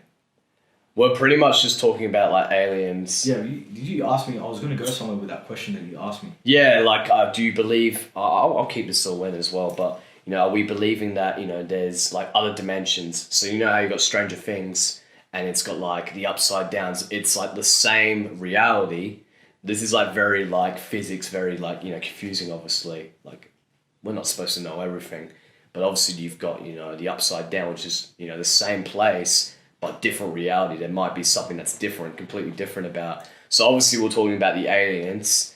Obviously, we're shedding light to that. And I was just, diving into like, dimensions. And obviously you're talking about, there's other forces that, have the power and technology to, from other dimensions. Yeah. So it's a tricky subject, but, Yeah, like I was saying before about, diving into these topics. Sorry, I remember where I was, right? There's one thing that absolutely fascinated me. Like I said, this was before I had done any research with that. One thing that fascinated me was these beings would flee in the name of Jesus, right? So these beings, every time an abductee would cry out to Jesus, if they were, spiritual or religious or something like that, these things would flee. And that really got me thinking. It's like these people who will be abducted, why would these beings flee in the name of Jesus? Why would they flee in the name of Jesus? So I done a lot more research and just into these beings and what they are. I came to the understanding that these things are interdimensional beings. When I started reading and understanding the Bible, the extra biblical scripts like the Book of Enoch, we see that there were beings who fell to the earth, And I went over this briefly in the last podcast. These beings fell to the earth, and they've been here since mankind was created. And these things are fallen angels. So just so the viewers know, are we going into a more, and I don't mind talking about this because 100%. Is this more of in a spiritual sense, a religious sense of what you believe in? And obviously everyone has their own opinion, but is this something you believe? We have to understand that this is all tied in together. Oh, of course. So you made a statement before saying, Rock, that we're not meant to know everything, right? No, of course not. And that's true in a sense, but with the information and knowledge and understanding that we've been given already, most of the things that we should know, most people don't know. It's because they don't read. It's because they choose to reject information and understanding which has been given to us. To a sense, reject the idea. Reject the idea of it because they've been brainwashed and I guess manipulated in a sense through modern day religion, through the television and what that's kind of perpetrated religion out to be like, when it's really not that case at all. When we start reading these things, it gives us answers as to things like, okay, there's beings here that are from a different dimension, and they've been here from the beginning of time. These things are fallen angels, and they're called aliens. People call them aliens. Yeah. But they're fallen angels. They're the angels who fell from the beginning of time. When everything was. I remember you stated it in the last podcast. So in the last podcast. Yeah. That's right. So these beings have been here from the beginning of time, and the government knows that they exist, and they work with the government, these beings, and they hate humanity. That's what we have to understand. So in a sense, we're told that these fallen angels are aliens. They're from outer space, which is another lie that we've been told. We've been told that these things are extraterrestrial in nature, and that's a complete lie. These things are demonic entities. They're evil entities, and they're not here for our own good. Put it that way, And there's beings here, angels that are here for our own good, and they protect us in the spirit realm, because there's another dimension out there that does exist, and that is the spiritual dimension. That's a different plane, an astral plane, where there's demons, and there's angels. Okay, so I see where you're going, and I think 100%. So obviously we've gone to the topic of aliens and dimensions. So in a religious aspect, we're depicting that the aliens from outer space, and this is what I'm gathering, what you're telling me. Obviously, your other dimensions are like your heaven, like the underworld, Tartarus from Greek mythology. Many names for the underworld. Is this what you're trying to state, to a sense? Absolutely, yeah. We look at volcanoes and lava. Where do you think that lava comes from? That lava comes from the center of the earth. Yeah, the core of the earth. The core of the earth. And what does it speak about in the Bible where Hades is? Hades is the center of the earth. It's a place called hell. And people don't think that place exists at all, but you simply have to look at things like volcanoes. Like, where do you think that lava comes from? So things that are actually around us. So obviously you're trying to state that things around us. So for example, waterfalls, nature, the beauty of nature, it's something that is a resemblance of heaven, and what heaven, and I'm not, again, everyone has their own beliefs, but depicts their state of mind of what a heaven could look like, what that could look like to a viewer. How do we know what heaven is? It's just written in the Bible. It's just written in the transcripts. No one is meant to know, but if I go into like a spiritual sense, like I've definitely grown in a spiritual sense. Like I am very aware of like what's happening in our world. Again, I'm not oblivious. And like, growing around, this day and age, you do, like I said, everything we've literally been talking about, the independency is very crucial. The isolation is, is very, detrimental. It helps build and helps you, really think about life and really thinks about, the bigger picture. And my spirituality for myself, it's been a journey of, going back to my roots and, and really thinking about the things that happened in my life and why they happened. Okay. What outside factors, were controlling it. And I'm not even talking about government. I'm talking about, again, what you were saying, like entities. I do believe there's good energy and bad energy, without a doubt. And I've been... Can't deny that, no. And like I've been like religious, or spiritual, more spiritual in the sense as of now. Well, not now, but for a while. Yeah, I don't like that word, that word religion. What religion? Right. Okay. And why don't you like the word religion? That word, it's got nothing to do with that. No. I'm not like offended, but people when they talk about religion, this has nothing to do with what you're saying. But people talk about religion. They put it in a box with church, with everything that they've been brainwashed to believe what religion is. When in reality, like you were saying, you've gone on your own deep spiritual journey and you found, that everything happens for a reason, and you found that religion is just like, it's another control factor, which is what we've been kind of been born into. Do you think factor. So do you think like religion, to a sense, is another big corporation out there that is controlling perspectives of what people want to believe in? Yeah, we see the modern day church today was actually created by Freemasons. The modern day church. These Freemasons orchestrated the church, and it goes back to the Roman Catholic Church. It goes back, to the Jesuit order, who created all these different types of church denominations to pretty much keep people docile and asleep to actually what they're doing and what's going on, and to not speak about things like the New World Order and the things that are going to essentially lead humanity into a one world government, a one world religion, all under the control of the New World Order. This is why they've set up, and that's not to say all churches are bad, because that's not true at all. No. But the whole church construct was to keep people under a sense of control and under a sense of, being docile and in a sleep state. These were all set up by the people who are the controllers of society. Yeah. So they've set up this whole construct of religion. They've taken away the true core of spirituality is having, a relationship with our Creator, because it's all based on faith. It's like, how can we have a relationship if we have no faith? So obviously, how we're talking about the New World Order, and that's pretty fascinating topic. It's big.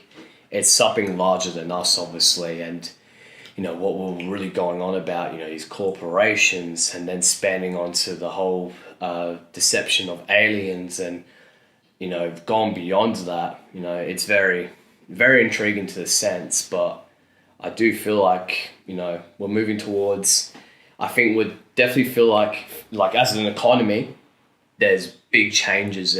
There's things that and this is what I think, that are happening under the surface. And I keep using under the surface, but I get what what I'm trying to say is there's a lot that is happening that we don't know of.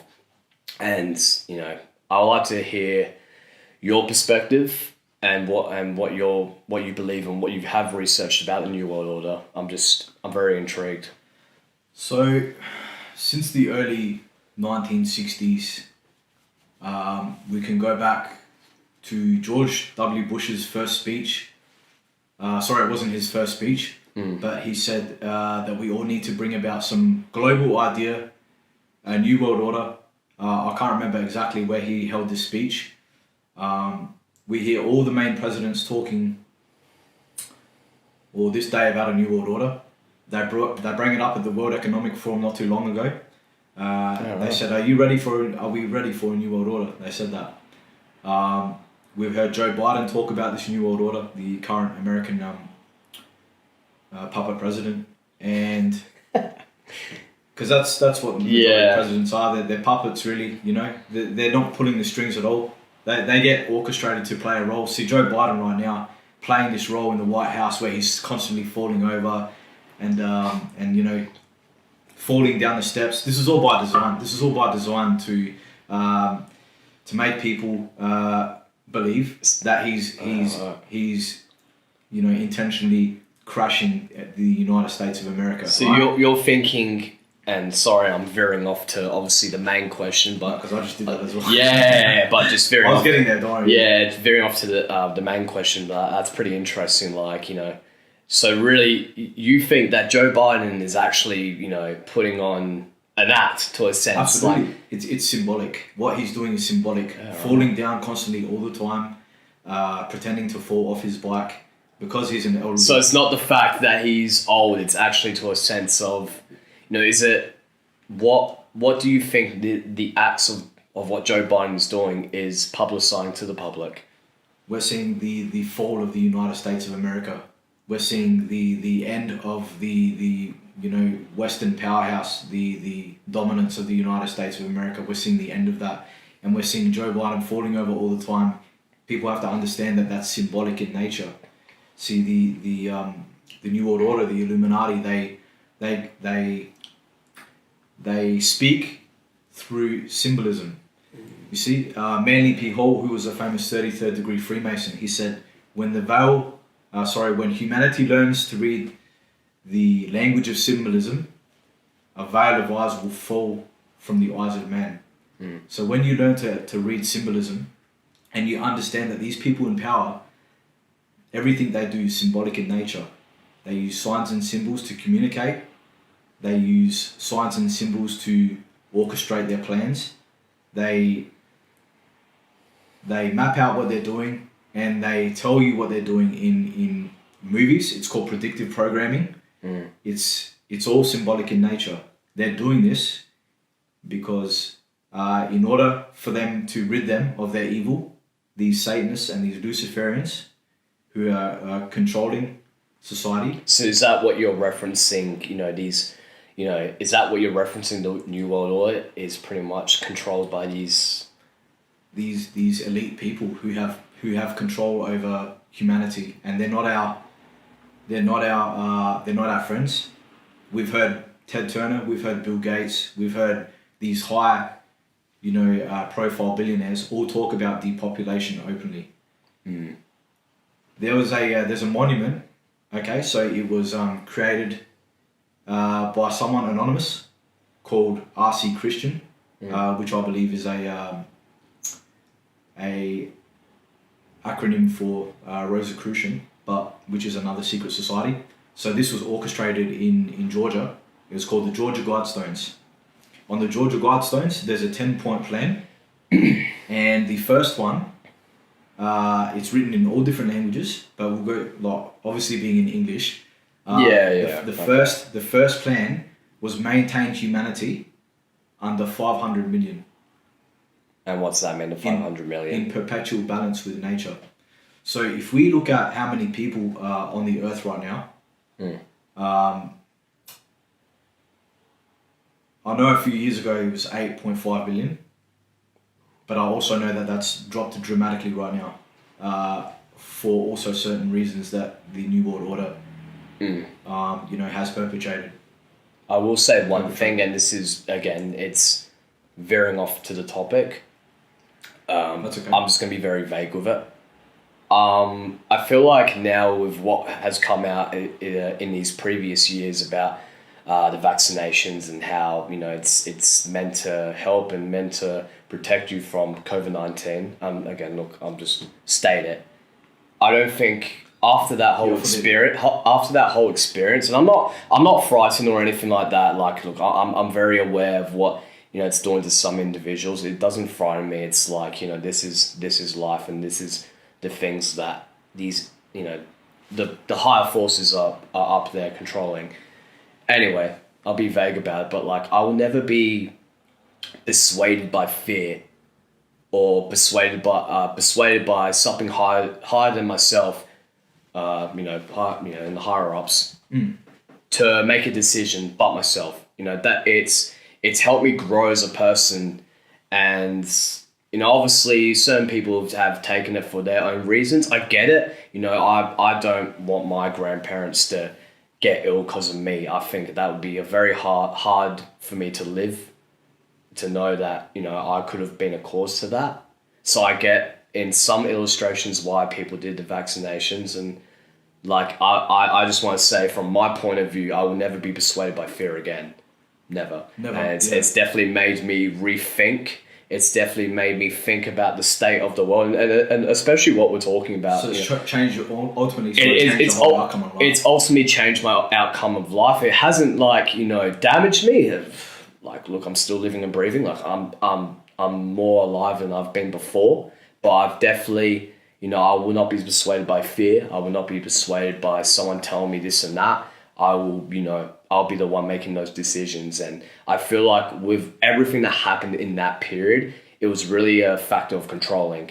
And obviously going back into the topic, is this something you were trying to be vague about but discussing before? Yeah, well, first of all, I commend you on that, and great respect for being able to do that, because what you've done is you've broken their greatest tool, and their greatest tool is fear. So by going through what you've gone through, obviously it's changed the outcome of your life, where you've actually realised what this has all been about. And you're not the only one. I've spoken to so many people who have just done, they've gone about their business, and they've just they've listened to the health experts, they've listened to the authorities. 100%, yeah. And, things have happened to people that they know. There's things out there that we can't deny now. No. These people that are orchestrating these plans, people have to understand they do not have your best interest at hand. And these people, it's hard to believe, I know, right? They're serving a greater agenda. We've just witnessed the greatest deceptive thing that's ever been bestowed on humanity, and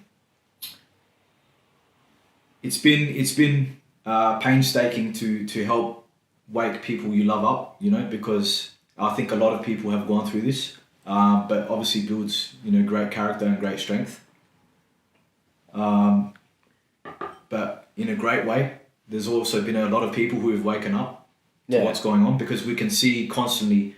You don't need to be told a pandemic is happening when you don't need to push constant propaganda to know what's happening. No, exactly, and you've become aware of what's been happening around you. But whatever situation you were put through, it's definitely made everyone else come out stronger. And obviously, this primary factor of the Illuminati being this thing that puppeteers us in a sense is obviously what you're trying to state. Yeah. So one question I just wanted to ask real quick.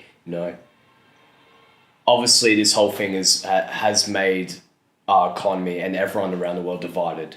Obviously about what I was just stating before, and I feel like I'm just gonna put it out there. I feel like people really need to look past that now. We're in a new time. We've gone through our endeavors with what happened, and we just have to be strong, and we can't be divided but unite, because uniting together and seeing what the common threat is, it's gonna push us in the right direction.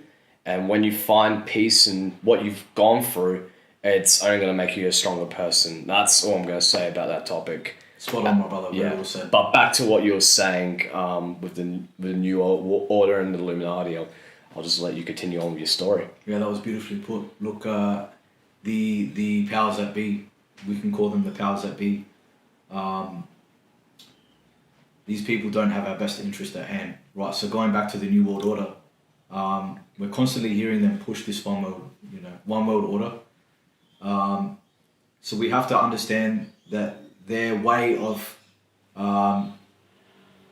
orchestrating situations and getting, pushing certain amounts of people in a certain direction is something called, they have to orchestrate Hegelian dialectic onto the population, which is problem, reaction, solution. They have to create a problem to get what they want. They have to get a reaction from the public, and what we just witnessed, what you were saying, was fear. Yeah. They have to create a certain type of hysteria, and they do that by the media. Yeah. They implement fear. They control people through fear. Fear is the greatest weapon that they use, you know. So once they have the reaction, they come up with the solution, as sinister as it is, you know. So they'll say, oh, we have this is our solution now, you know. So the solution to a virus which was never even isolated in the first place. People have to understand that this virus was never isolated in the first place, you know. Was there something going around making people sick? Absolutely it was. Absolutely there was, right? But it's not what we're being told. They can do that through manipulating the electromagnetic frequencies, for example. They can do this. People don't understand about electricity and radiation. Yeah, well, that's like 5G is actually a really good example of that. 5G's, you know, a very high frequency that's actually damaging to the environment. They can implement sickness through these. There's and also things that. Sorry to. Sorry, man. Sorry, go on. Nah, don't stress, man. Go for it. It's like with the 5G phones, and I've definitely heard about it. It's radiation. Obviously, what you're talking about, 5G and having 5G phones, it implements a bit of and don't quote me because I may be wrong, but a bit of radiation sickness. And obviously, you know how when you call your phone, you're having your phone so close to your face. You know, do you reckon that's implementing problems? You're going to cause brain cancer by doing that. I always say to people, even family members, always speak on loudspeaker. Never ever speak to the phone against your head. You're literally causing a tumor that's going to develop over. If it's not developed over 5 years, it'll develop in 10, 15 years. These people don't have our best interests at hand. And I when you see people walking around with the AirPods, and there's so many people that use AirPods, you're triangulating a target point onto your brain, which is allowing the electromagnetic frequencies to triangulate straight onto your brain. And people don't understand the amount of damage that they're doing by using things like this, and it can be, you know, it can be quite frustrating to see a lot of people that don't actually do their research and see how bad it is for them. But, like, you know, these are just some of the things that we have to navigate through in this life. Unfortunately, these people that control all these corporations, and that they don't have our best interest at hand. So yeah, like going back to the New World Order, it's like these people want to implement a one world currency. They want to implement a one world government. They want to implement full totalitarian control over humanity. Well, it sounds like a bit of a dictation to a sense, right? Yeah. Is that some might use the word, communism. Some might use that word, communism, but they have to understand that like communism is only a concept of what they truly want to orchestrate, right? And it only scratches the surface of what it truly is. You know, it's worldwide control of humanity, and I'd like to just say, for the people at home watching this, they need to go and research and listening. What's that? Sorry. And listening. They need to go and research the 10-point plan by Alice Bailey. It's called the 10-point plan of the New World Order from Alice Bailey, and she was affiliated with the United Nations. So she had very what you call high-ranking. Alice Bailey, yes, she had influence. She was the author of many books, I think 24 in total, and she wrote the 10-point plan, and you see how her 10-point plan has come to a reality now to completely destroy the structure of the family, to completely take religion out of reality for people. Yeah. Okay. Just complete utter control, and you know, so that 10-point plan. I also would advise people to research the top 25 Illuminati goals. So they had a number of guidelines and goals that they wanted to achieve. It's called the top 25 Illuminati guidelines and goals. and you'll see that all of these are being implemented right as we speak, and that this was no conspiracy theory at all. See, the Illuminati was created in 1776 by 1776. So it was a long time ago, yeah, by Adam Weishaupt. But so going back through history, we'll understand that Adam Weishaupt was a Jesuit, which was another secret society. And if you go back through history, we see Abraham Lincoln, we see Napoleon. So all these, many figures. The big names for sure. So if we look at and this is another problem that society, has. Unfortunately, they have to understand that there were no camera phones back in.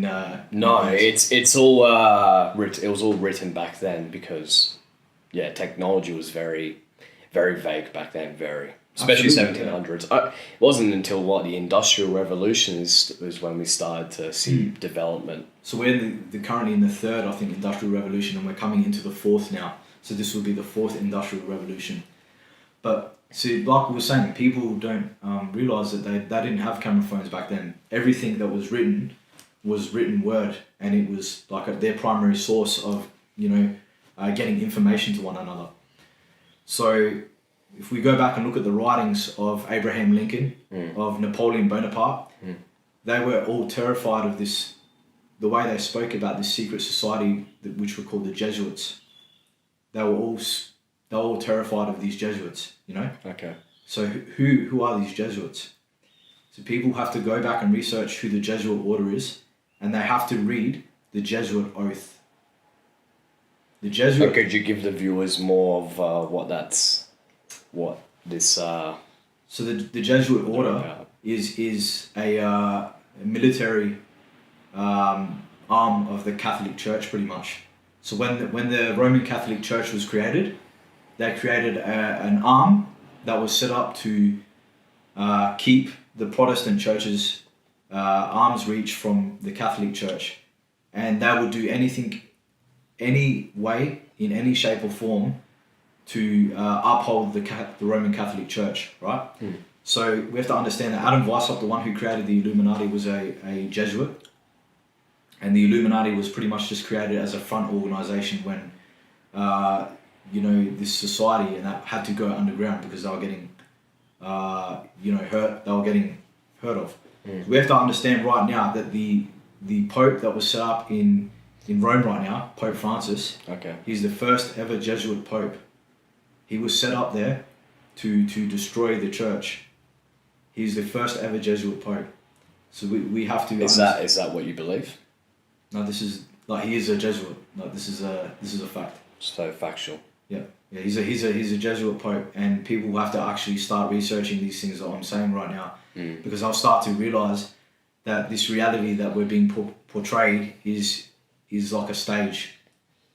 Yeah. And this is like a stage that we're currently living on, and the people that control the earth are Satanists. They're Luciferians. And going back to the Georgia Guidestones before, it was written that they want to create a population reduction of 90%. I'd say probably about 90%. It's maintain humanity under 500 million people in perpetual balance with nature, right? Now, the alarming thing was, this was struck down not too long ago.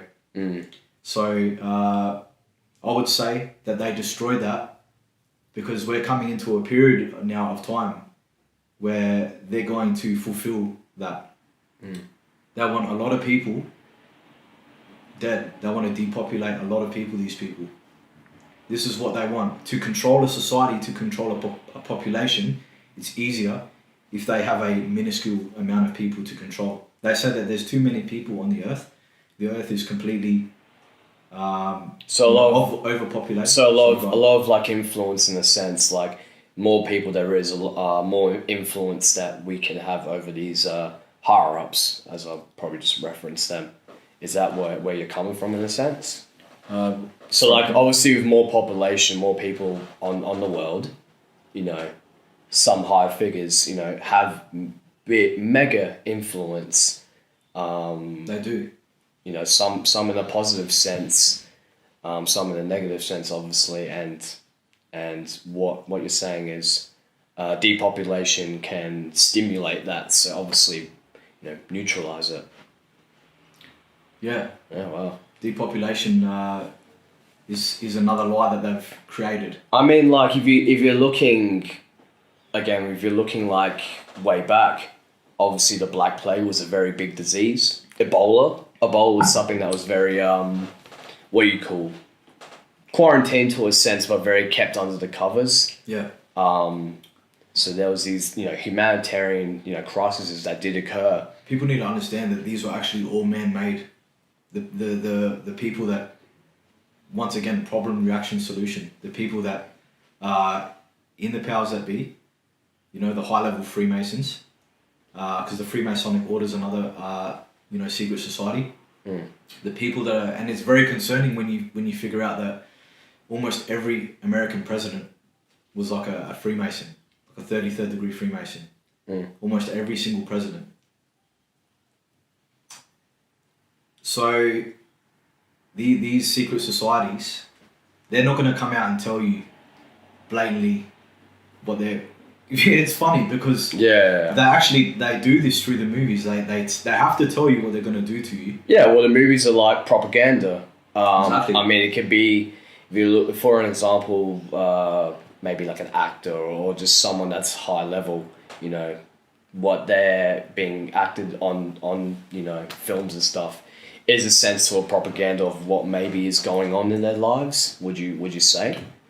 Yeah, what they do is they put... Just like what we're talking about with Men in Black, with the UFO. You Yeah. know, it's, you're saying it's propaganda based.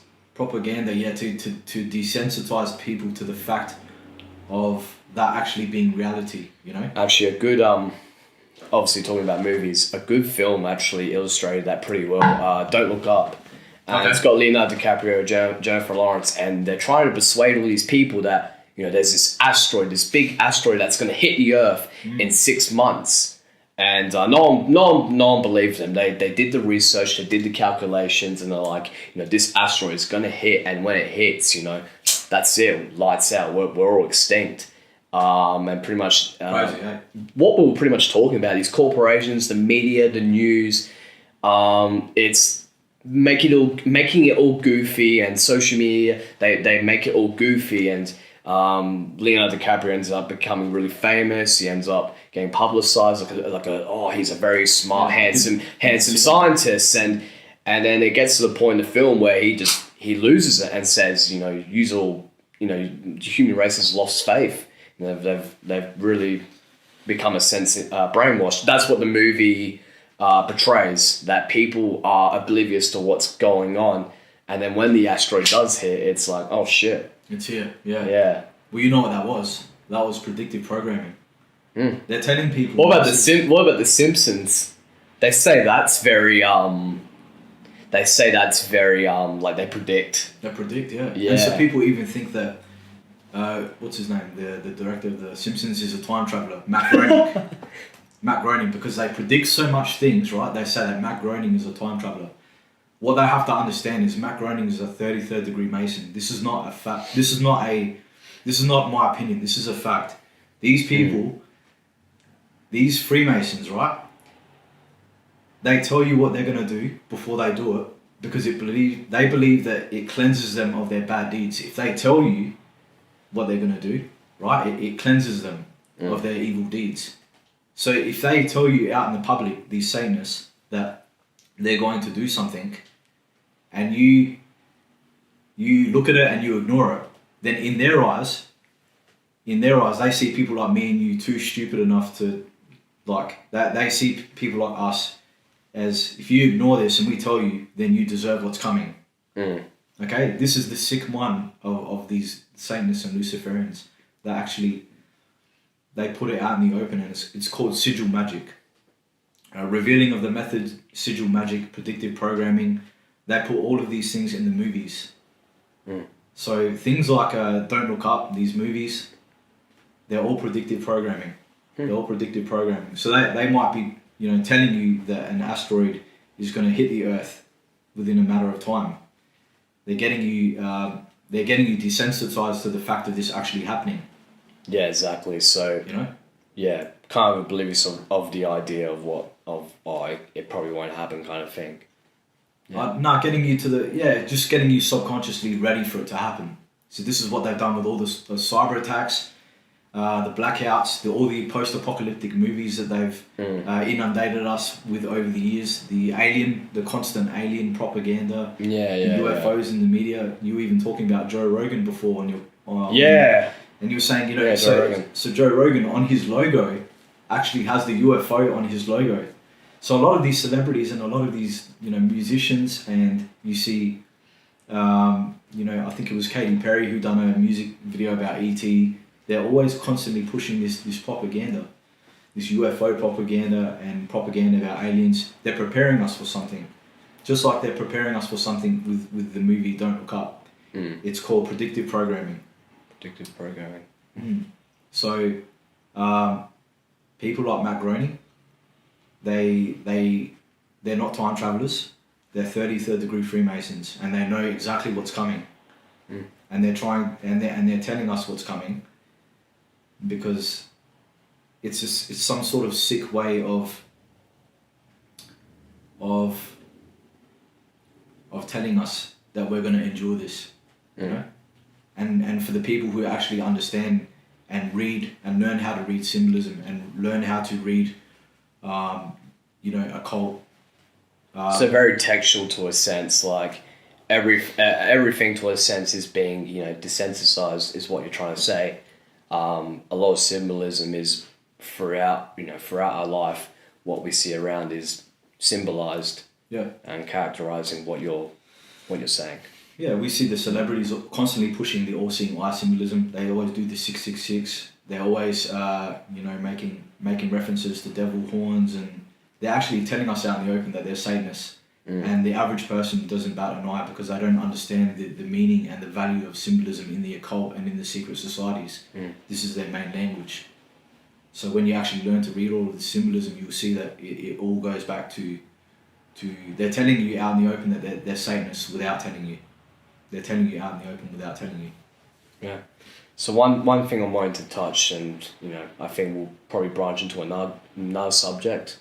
But yeah, obviously we've dived into what you've researched about the New World Order, and obviously people, like you said, have become very desensitized and oblivious to a sense. This is not me saying it, but obviously what you were saying before. How do people grow? How do people, obviously going back to when we were talking about independency and all these qualities and attributes that make you a person, how do you look around what's happening, but to a sense grow as a person from what you're seeing and move forward on your endeavors? Because I feel like everyone's, I think, it's very, true. I think everyone here, we're all put for a purpose, whether, you're obviously, putting your messages out through music and spreading positivity and really, spreading your message in a positive way is, this is good because we can talk about these things. And if you were to go on BBC or any of these big news corporations, it's hard. You're gonna be cut off just like that. So one thing where I'm trying to come from all this to close this subject is, how can you grow from everything that's been happening and just become your true self? Because it is a very hard thing to find yourself with everything that is going on around, and obviously distractions. And obviously when we're talking about isolation, that's probably one of the biggest things that helps drive that factor. How do you in a sense shut off what is going on around you and be in peace and be within your Zen? Again, this is your perspective, and go for it. Well, I can only speak from my perspective, and I can tell you that learning all these things and understanding all of these things really changes your life. It really changes your life, and it really puts you because the thing about most people is that if you were to tell people these things, it doesn't happen overnight. The whole process of changing your life, No, it happens over time. It takes time. So the average person won't be able to handle this information. It just strengthens your mind to an absolute insane amount of strength and understanding and depth and perception that you have. So learning all these things is very upsetting, and when you try and help other people to wake up, and especially people you love, and that can also be very upsetting. So in reality, what it does is it strengthens your mind and gives you a layer of conditioning that you never had before. So what that does is that builds strength, builds character, because you learn how to operate in the world knowing these things, and having the gift of discernment, knowing when is the right time to speak up, when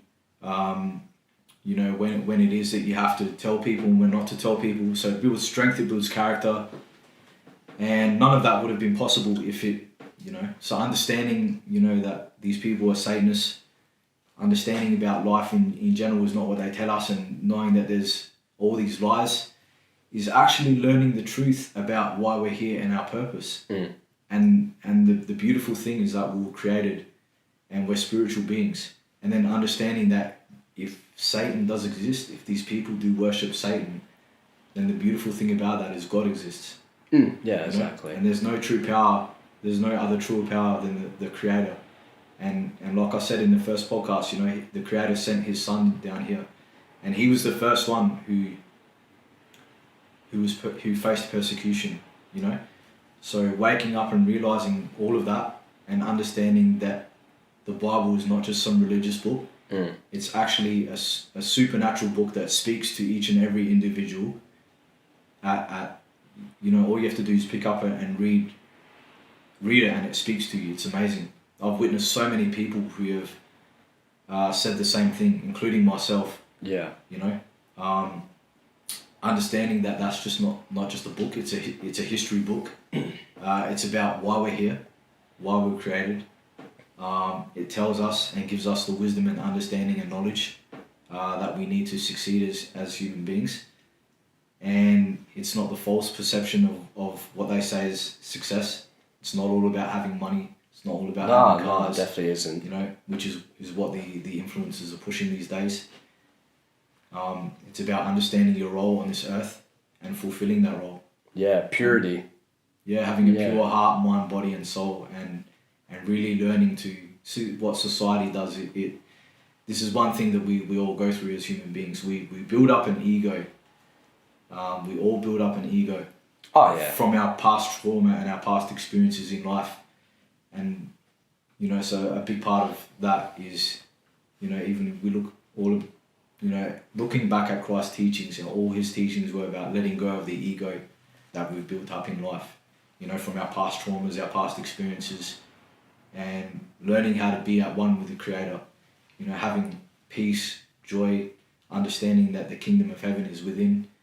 And when you learn all these things, it washes away all the fear that you feel, and you don't feel any fear when you understand the truth. Because if you understand the lies, then there'll come a point in your life where you have to accept and learn and understand the truth. So with your spiritual journey and what you've endeavored throughout your life, this has evidently helped you, purify in a sense and fill with one. Is that where you're trying to come from with it? Just knowing all of these things and still having great peace within. Yeah, because I do feel like what we've discussed, it's some very big topics for people to digest, and I don't mind talking about this stuff. I'm very strong-minded to that sense. Some people obviously, it's gonna, it's something that is a very big topics. Yeah, it's very But it's definitely good to put out there because some people can perceive however they want. They can take it as some news. They can take it as, oh, this is very interesting and very intellectual. And a lot of people can either come out of it and this is one thing. This is one thing I noticed from the first episode is we had a lot of responses. Some people, obviously understanding, what you meant and what you were going through, and some people were very like, not happy about what was stated. So course, look, yeah. That's all part of it. That's fine. Controversy comes with anything, and it's not what I'm trying to do. I'm trying to just put everyone's perspective out there.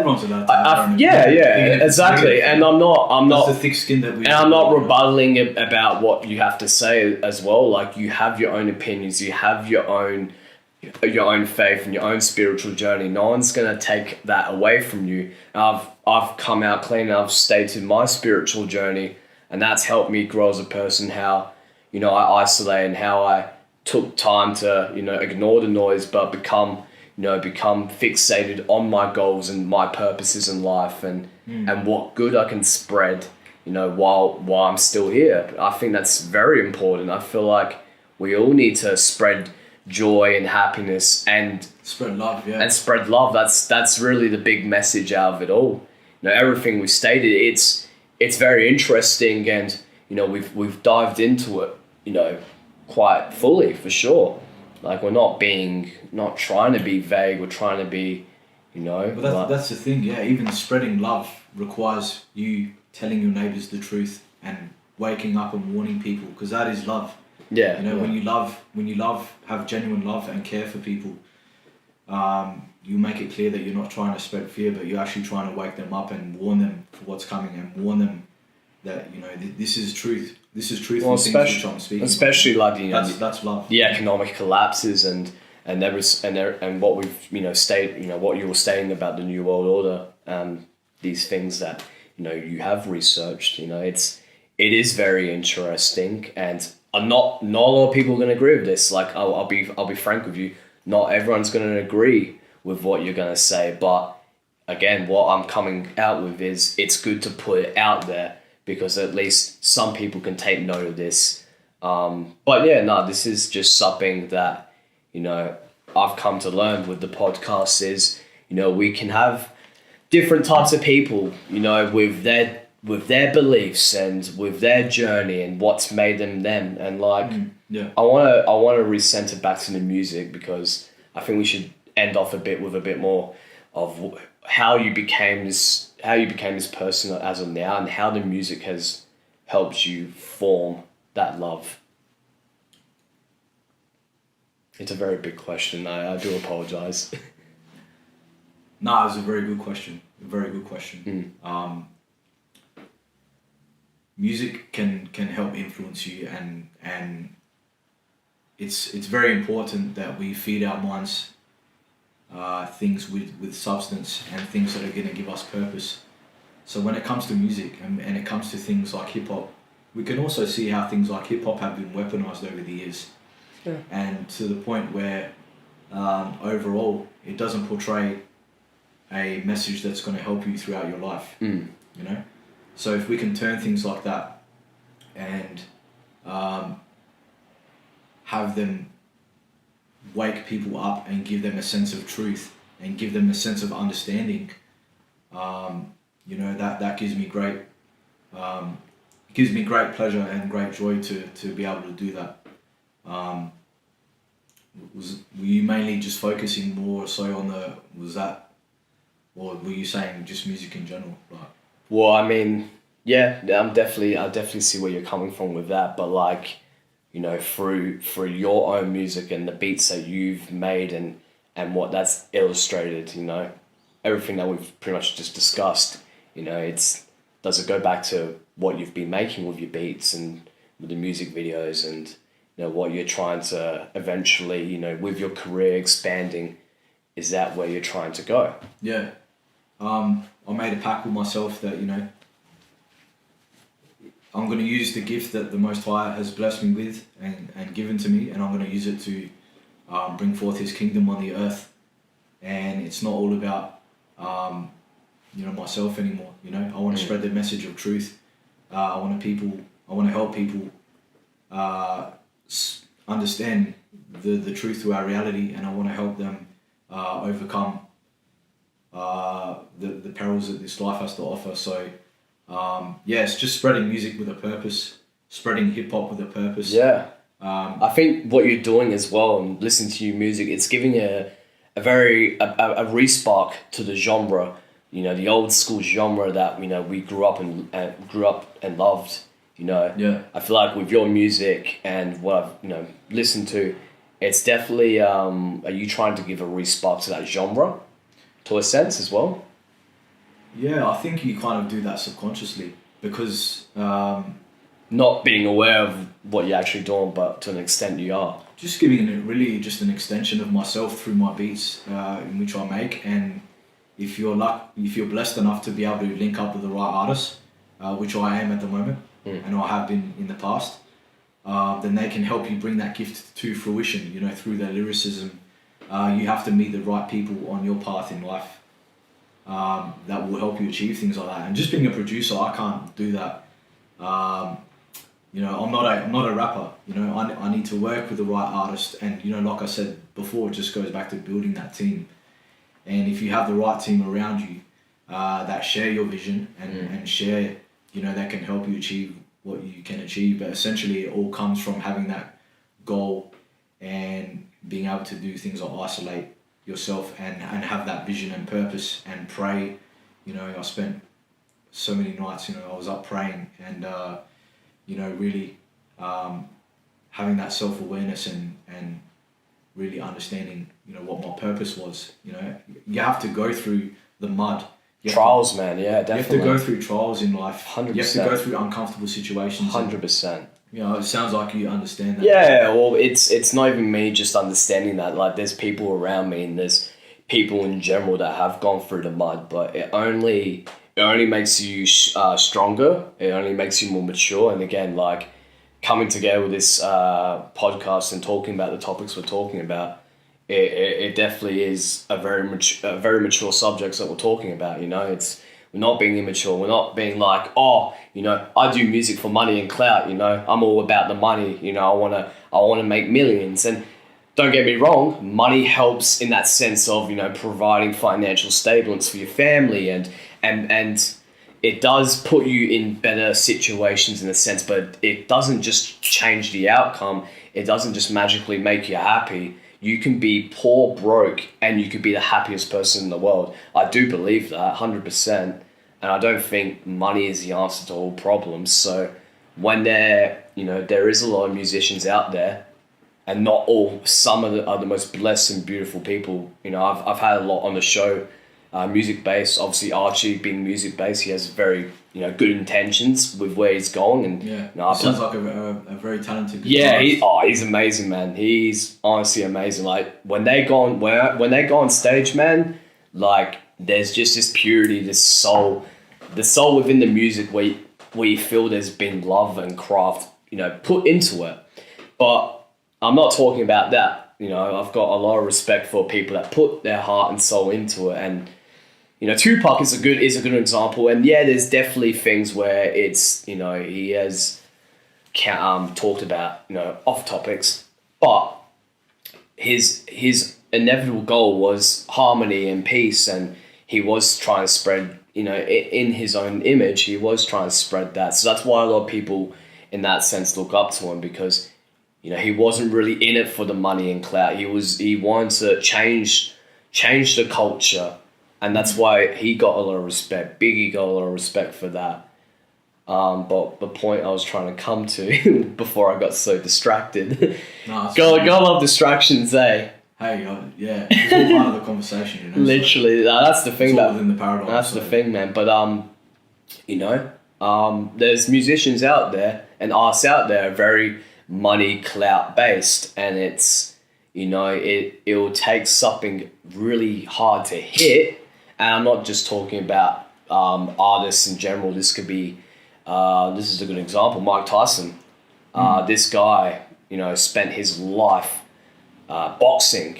And I look up to, many boxers. I love the sport. It's very beautiful. Because you're a boxer yourself, yeah. Yeah, well, training in it, man, and definitely has helped me out. But Yeah. Mike Tyson obviously made millions, over 50 million, something ridiculous. Anyway, with that money, he went ham. He went stupid with it, you know, drugs and big parties. But then he eventually got to the point and realized that never made me happy. So when you watch him on Hot Boxing, he just seems at peace, man. He seems so at peace. He went through all this tribulation and trials and had the hard hits, and it really made him the person that he is today. So the thing is, you have to go through trials, you have to go through the mud, you have to have those ups for you to realize, okay, this is me going back to my roots. I need to go back to my roots. You can get lost in the money and fame, and it has become very damaging to, you know, the economy. These people that have at a very young age, you know, become so, you know, famous, rich and famous. It's a struggle. So when you look at certain people that have just put money, you know, put pride over money and put happiness over money, then I've got a lot of respect for them. Absolutely. It all comes from, like you just said, very well said. You have to go through and put yourself in uncomfortable situations in life, and each and every individual has their own different experiences.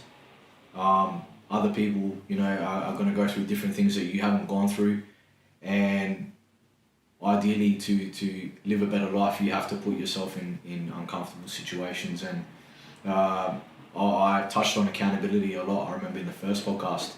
Yeah. Because if we're not accountable for our actions, how can we level up? How can we grow? Yeah, how can you grow as a person? It's impossible. Sure. Yeah, we need it. It goes back to having that, you know, accountability, holding ourselves responsible for that, and then learning to make peace within ourselves and trial and error, really. Yeah.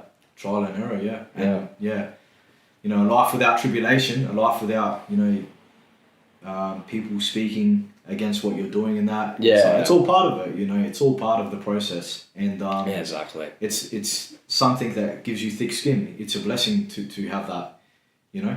Not everyone's going to agree with what you say, or not everyone's going to agree with your vision, and that's okay. You know, people are allowed to have their own opinions. Yeah, exactly. Yeah, for sure. And then it gives you great understanding and purpose. No, it's beautiful. I think we'll have to end it off pretty soon. Definitely, this has been been really good. We went longer than the first, didn't we? Yeah, pun? We've gone longer than the first, haven't we? Yeah, definitely. Like we've had more time, and we've gotten to dive into these topics. But I really wanted to bring you back on because I feel like we didn't get to talk about everything, and it definitely felt a bit rushed. And I did enjoy it. The reels definitely blew up. A lot of people were commenting on that. It got a lot of attention, and there's nothing wrong with spreading a bit of love and a bit of what's going on. And exactly what you were saying. You know, a lot of people are going to agree. You know, there's certain things that I believe in, and that's the things I'm going to believe in. There's things that you're 100% believing in, and that's it. People, you know, accumulating knowledge. People are going to exactly. I'm like a student. I'm accumulating knowledge, and I could take it however I want. You know, that's what people can do with this episode. Accumulate, whether they want to take it as knowledge, as, oh wow, like that's really good insight, or whether they want to just be like, nah, this is whatever, I'm not going to listen to it. I think the moment you stop becoming a student is when you might have to question yourself, because we're all students in life. And no matter how much knowledge you gain and wisdom and understanding you have, if you admit that you're too wise, and you admit that you know enough and you're no longer a student, I think, you know, that's the time where you have to question yourself. So no matter how much you learn and no matter how much knowledge you have, you always have to be in that humble state and always have to keep learning. And I do think being humble is such a big thing. And again, going back to like boxing, that's taught me discipline. And being disciplined is pretty much the fact of, okay, like, you know, I need to learn the art of boxing. It's not just like I'm going to learn it like that. I need to learn the art of it. And I have to be humble that I'm not good right now, but you know, if I keep training and keep being consistent, then I'll get there. So it definitely is all about consistency and just being intent with your goal. That's really it, man. Discipline as well is a big one. Yeah, definitely, 100%. Yeah. What's a final message you want to spread? Tell the viewers. Maybe actually, I got a good one. So what's something you want to tell to the people that obviously went against what you had to say in the first episode? Well, that's okay. I'll have love for them. No problem with that. Yeah. No. That went against what I said. Yeah, well, some of the rules obviously got, negative feedback. And hey, that's like, some people don't agree. There's nothing wrong with that. Everyone has their own opinions. Oh, that's okay. Yeah. They can believe what they like. Yeah. I have nothing but love for them. That's okay. No, that's it. I guess, like I said, it's all part of, just trying to help people understand and it all comes with the truth. I mean, look what happened to Christ, Yeah. They killed him in the most brutal fashion, and the truth is a hard pill to swallow when you understand that. But you understand how great and how amazing it actually all is when you look at it into perspective. Yeah, right. So I guess with what's coming, people should be prepared. In the book of Ecclesiastes, it says that there's a time to laugh, a time to cry, a time to have fun. The time now is to understand. I might have touched briefly on this, but now's the time to warn people and prepare people for what's coming on the earth. So we touched briefly upon, their goals, and they want to depopulate people. And we touched briefly on that. And we need to understand that they're going to bring forth this one world order. These people that are in control of these secret societies. I mentioned, the Freemasons. I'm not talking about, the low level ones. Yeah. Go to your clubhouses around the corner. Yeah, I get what you mean, yeah. It's the high level, Yeah, the higher ups, right. Yeah, so what they're going to implement on society is chaos. They're going to create a scenario where they're going to collapse the dollar. And it's not going to be pretty. People have to be prepared, and they have to be smart and wise about how they move. So I would look into really focusing on a world where there's utter chaos and despair, and be prepared. Have food, have water. So this has been a very interesting episode, and I really thank you for taking the time to really speak about some issues and obviously some qualities as people that we have, and there's a lot of love in what you do with your music too. Like it's definitely going to go somewhere. Career-driven people definitely have good intentions, and they'll just. I usually with my viewers I say, what's the final message you're wanting to end off? Is there anything you're wanting to give insight about what you've learned over your coming years? What's something you're wanting to briefly just discuss? Well, thank you for that. I'm very humbled to hear that. All right. So I'd just like to just touch on briefly what I was saying before. Be prepared for what's going to come. It's not going to be pretty. The collapse of the dollar, and there's going to be a lot of chaos and turmoil, but we can navigate through that. 100%. We need to be prepared. We need to be spiritually prepared above all. For God has not given us the spirit of fear, but of power and of love and of a sound mind. So, to get on our knees and ask the Creator for guidance and wisdom and understanding, and to be guided through these times. It's going to make a world of difference. So obviously a lot of things are prophesied to happen, a lot of perils, a lot of tribulation that we're all going to face, but we have to face that in a wise manner.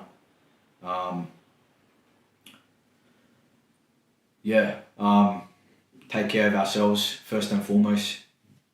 Take care of our families and watch what we put into our bodies, watch what we feed our minds, stay away from the propaganda. Stay away from the spirit of fear.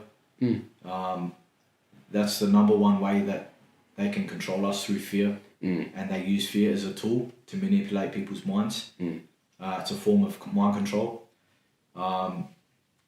So we just need to face what's coming and be prepared spiritually.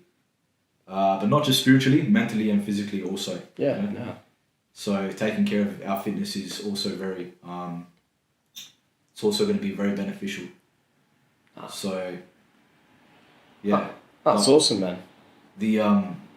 Just want to finish off and say, like I said, don't be afraid, don't be scared, let go of the ego, understand that there's a greater force out there.